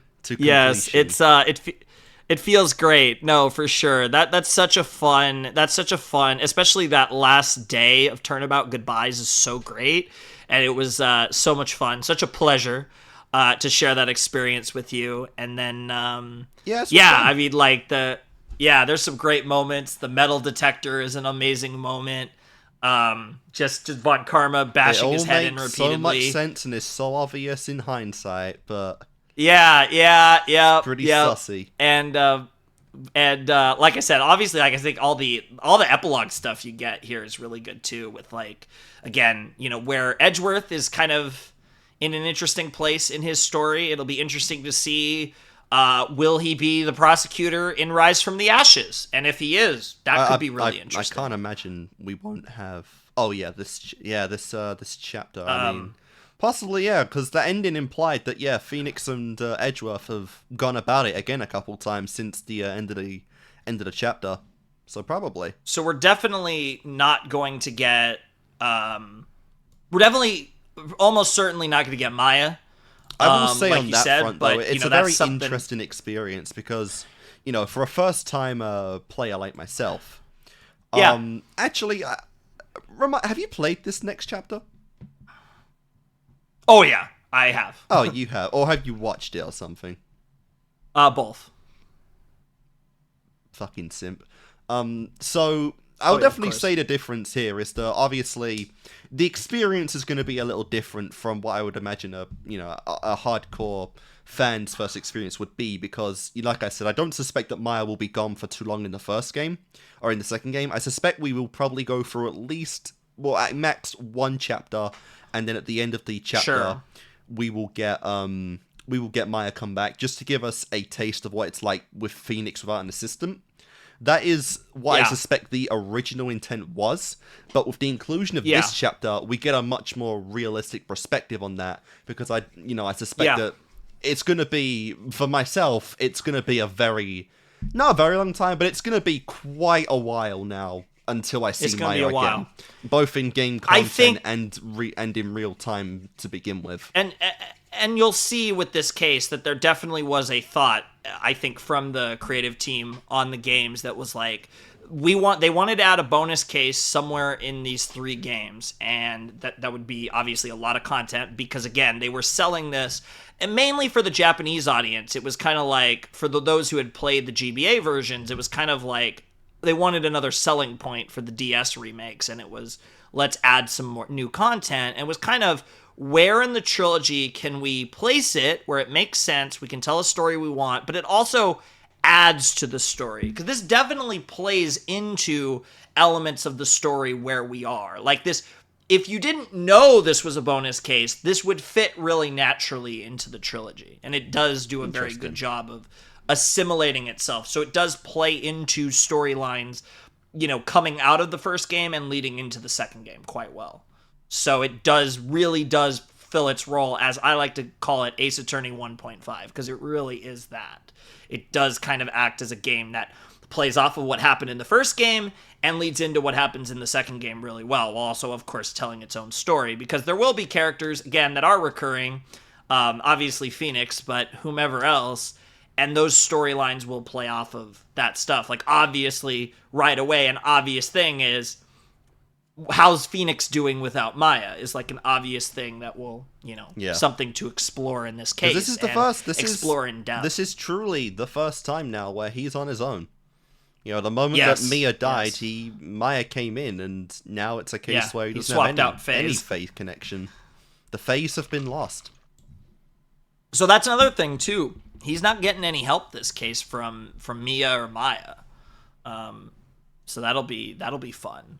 But there's a lot of things that will go down that I think will be really interesting. And like I said, it really tells a very comprehensive story around the specifics of what's going on in this case, while also, like I said, I think adding to the first game and kind of the second game, because like I said, it's kind of a bridge between them. And I think it was when they decided where do we put this bonus case, they felt that they could add more to that kind of bridge from the first game and the second game. So that's why this is where it is. And it's really cool, because the obviously in the original DS, it was kind of, for those who played the game and didn't know what was going on, they present the 4th case as the end, and then at the very end of the credits you get to hold it, and the final case pops up. So it's kind of almost like a bonus feature, even in the way it's presented in the game. So that's kind of a really cool little thing. It's gonna be fun, but it is going to be long. I have no idea how long that will take. It's been a long time since I've played it myself or watched someone play it, but again, I know it's fucking long. It's definitely the longest case in the trilogy. Okay. My previous question then was a derp on my part. Oh, what were you gonna say? Because I asked you if you played this game, this case, or watched it. I thought this was added to the remake.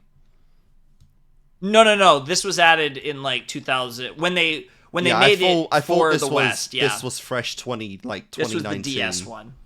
No. This was the DS. Okay.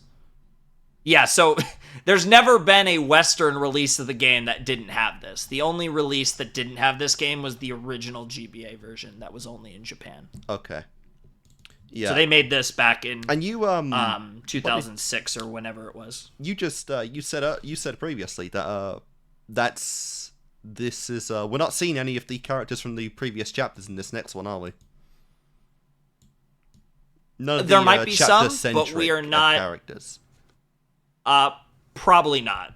Okay, I would expect like entirely it's mostly going to new be cast outside of probably. It's mostly new.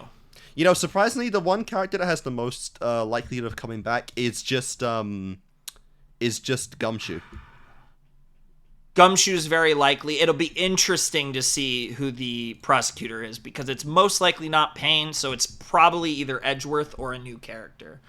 It'll be interesting to see which route they took as far as prosecutor. And yeah, I mean it's mostly new characters though. And again, it's as it pertains to the original trilogy. Again, I won't say anything beyond that one way or the other, but these characters were originally conceived for this case. So they could come back post trilogy, but they're off the table for the second and third game, with the exception again of the characters that we've already met that are in this case. So yeah, it is kind of self-contained, but the story does play a lot into things that have happened and will happen. So it does, like I said, we don't get these characters recurring in the trilogy after this, but the overall story of the case does. It feels natural. It feels like a natural inclusion in the trilogy, and it doesn't just feel like, you know, a DLC add-on case, which technically is kind of what it was. Like, you know, kind of pre-DLC really being a thing, but you know what I mean. It kind of in that vein. Yeah. So, but no, I pretty much everyone. Yeah, well, one, it is canon. Like this is a canon case to the timeline, but it very much fits. Yes, it is canon. Everything in here is canon. Well then. And it does very much fit into the canon. It actually kind of feels weird without it, realistically. I wasn't going to skip it anyway, but that's even more reason not to. Oh, you definitely don't skip it. Like, it's just a matter of whether you want to take a little break from it and do some other stuff before we get to it. Because it does, like I said, it does feel kind of like an in-between game. I do think it does fill that. Because this was an ending, right? Like, this was the end of the first game. The intended ending, and it is the ending, and it feels like the ending. And like I said, the ending of the next case also feels like an ending. It's pretty much like I said, its own kind of game of sorts. But it's going to be really fun. I'm really excited for that whenever we do get to it. It's going to be great. Because that is one of my favorite cases. I'd hope so. As long as it is. It is really good. Yeah, that's the saving grace of how long it is. You don't want some that's kind of why like Turnabout Samurai. That's why you think of it as it's better, I think, to think of it as its own game. Well, I mean, Turnabout Samurai is the weakest of the main cases so far, for sure. Yeah, it's true. Just because Sisters is really good and Goodbyes. Obviously, I hope nothing ever fantastic. dethrones it. You know, the second game might have a word to say about that, though. Oh, well, that's definitely a sign of things to come. I will say, I don't know, honestly, thinking about the third game. Now, the third game is, like, very revered. It's some people's favorite game in Ace Attorney. It's definitely one of the best. I will say, the third game, I don't think the third game... In fact, no, I could pretty confidently say that I would take every case in the third game over Turnabout Samurai. Fair enough. Second game, we'll see. But, yeah. But yeah, no, like Sisters was really good, and obviously Goodbyes is iconic. It's fantastic. But yeah, how does it feel? You've essentially finished we'll say you finished the original Ace Attorney game. That is technically true. Feels pretty good. Yep. I had my fun. I enjoyed playing this game. Yep. I enjoyed playing this game with you.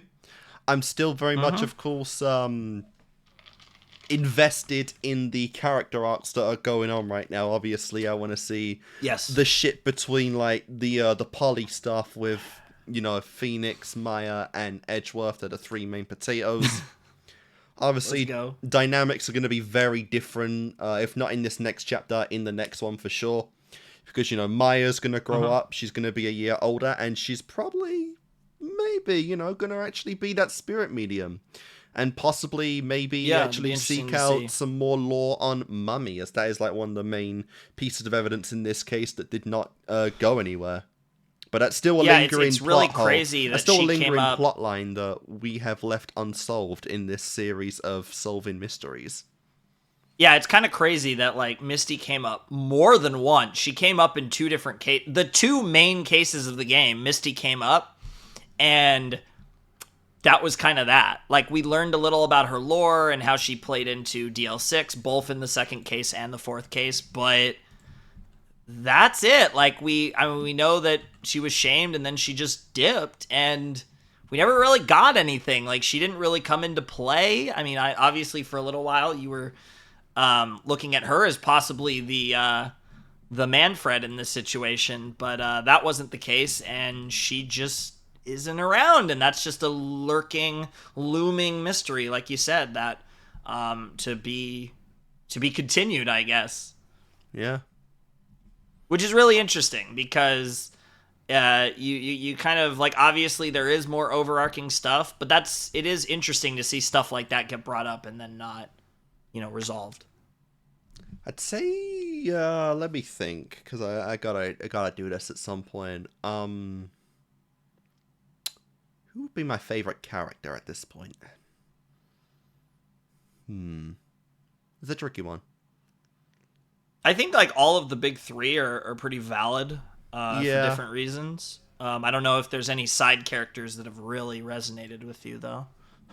Not particularly. They've been fine, but I wouldn't say they're any of the league. And then obviously of the Gumshoe's main three. Gumshoe's a boy. Gumshoe's a Gumshoe's good boy. Gumshoe's kind of like Larry, where he's like major side character. He's like just below main character status. Yeah. I don't know. Then the judge, fucking. Oh yeah, the other character I'm certain... Okay, the character I'm certain will reappear is the judge. Very good chance of that. And I'm putting my foot down. If he doesn't come back, I will react to One Piece. Jesus Christ. Yes. And if he doesn't come back, I'm cutting this part out. I was gonna say we'll have to start Rise from the Ashes before this goes up on YouTube, so you can cut that. Holy shit. But no, this was really fun. Like I said, I'm still very much interested in the story arcs. Obviously, I'm actually really curious. There's potential for continuations with all of them, but Maya's like the main kind of potato right now that has a genuine arc that was not complete in this game. So we still have more of that. It's much more precedented going forward than, you know, Phoenix or Edgeworth or Larry or Butts. Yeah. Yeah, because Phoenix, like, he has his overarching story, but that's kind of loose. He doesn't have, like, a driving narrative that's really strong. Yeah. He doesn't have, like, a driving narrative. It's definitely, like, Edgeworth definitely has a lot, but Maya has a more distinct, like, goal and kind of thing that's, like, pushing her. With Edgeworth, it's kind of more just, like, how does he react and evolve to everything he just went through? Yeah. I'm actually really curious where you're leaning, though, because you didn't go anywhere with that between Maya, Edgeworth, Phoenix, or someone else as far as your favorite so far. Probably Maya. There's more potential in Maya now than the others. You know, Edgeworth's one was great, but there's still a lot with Maya to go. And there's so much story just connected into the overall lore of the game. Like, the Fays are like the most prominent lore of Ace Attorney thus far, and so there's a lot to come from that, I still feel. Yeah. Because, like you said, the biggest... Not only does Maya have, like, kind of the most, like, you know, she's leaving and she's going on her, like, discovery journey or whatever, but also, like you said, Misty is kind of the biggest overarching mystery at the moment. Yeah. And then Mia's just kind of always lurking over the series as well.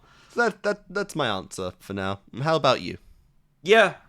It definitely comes down to Maya and Edgeworth at this point. I feel like those are the obvious answers. I love Phoenix, of course, but Gumshoe's awesome. But Maya and Edgeworth, two of my favorite characters in the whole series, just in general. But as far as, like I said, I think like that's kind of where it's like really tough. Like I think as far as like who's the best character at the moment, I'd probably lean towards Edgeworth, but I think Maya's the most interesting character at the moment. So it's kind of like cancel each other out a little bit, where it's like we got a lot of Edgeworth stuff here, which I think is what kind of pushes him over, because we actually got all this like really juicy, really fucked up, and like really cool shit with Edgeworth. Whereas with Maya, it feels like, yeah, we got a lot of good stuff with her, but a lot of it was setting things up for even further down the road. Yeah. So, it's definitely between those two, though. I think that's pretty clear. But, yeah, I think that's pretty much it for me. There might be a more... It's kind of weird, because we're done with the game, and yet we aren't, so there might be more to say about the overall experience by the end of the next one, but I don't know. I feel like for right now, I'm in a pretty good spot, like I said. It's not like a case of, the other game I'm playing, Danganronpa, where there's an overarching story to predict and go into the theories of each character and how it's going to play out. It's just... This is more slice of life with, overarching character themes in it, so there's not too much more to really say at this point. Yeah. But I had my fun. It's kind of one of those deals where But yeah, I mean, like I said, I would definitely treat this as we beat the first game. Like, there really is the best way to approach the next case is that it's kind of like its own game in between 1 and 2. That really is the best way to go about it. Yeah. But I will say, for sure, I did enjoy my experience with this game. I wouldn't say I'm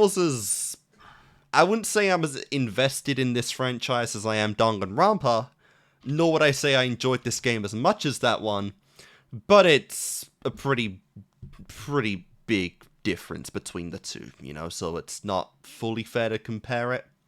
But just to compare it right now, it is Danganronpa for me. I know this is like your favorite franchise of all time, but yeah, that's I have currently a lot stand. of reasons for that. But I'm sure. Because I mean, we're gonna adore Danganronpa. We're gonna go through them.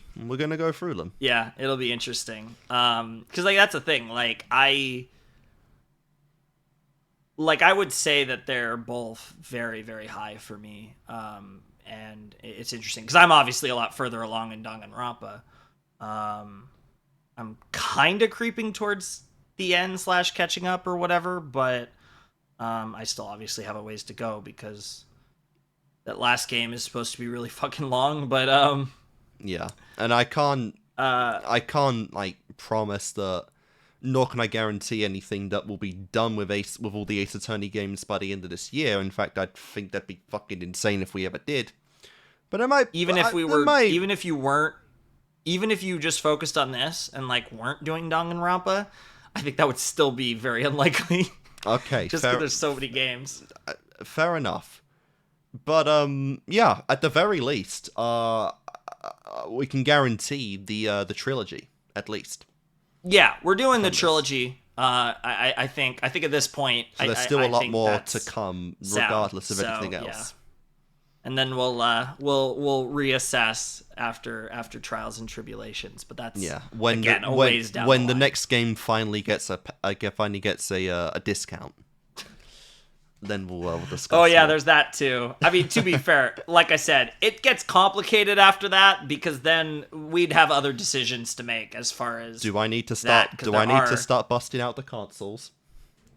Because we do have the investigations games and whether we'd play those, and that's a whole nother thing. See, I don't even know what that is. Yeah, I won't get into any further specifics at the time. That's something to discuss. Again, post-trilogy, those discussions don't need to don't need to go on the videos or whatever. But that's a whole thing, because there's the whole, do you do the, would we do the investigation games because they're not as easily accessible as everything else, and then there would be the decision of whether you play the investigation games before or after Ace Attorney 4, because that's a like timeline versus release thing, and there's arguments both ways for that. But that's, again, Yeah, that's a big things big to not sus go thing. over. Yeah. Yeah, we play the trilogy and then we'll figure it out. So guys, are you done? Yeah, no, I'm good to go. This was awesome, and I'm excited for Rise from the Ashes whenever we do that. Yes. Whether that's like right after this is coming out or a while later, but either way, I'm looking forward to that. But as far as the main game goes for Ace Attorney 1, it was great. I really enjoyed doing this with you, and I'm excited for what comes next. So yes, guys, that is it for the original Raw Dog Ace Attorney game. This has been a lot of fun. Hope you guys have enjoyed it as well. And obviously, next time we come back, we will begin the longest chapter in the franchise. So thank you guys for watching. Oh, for God's sake. Hope you have enjoyed this, and we will see you next time when we begin. What the hell was it called again? Rise from the Ashes. That.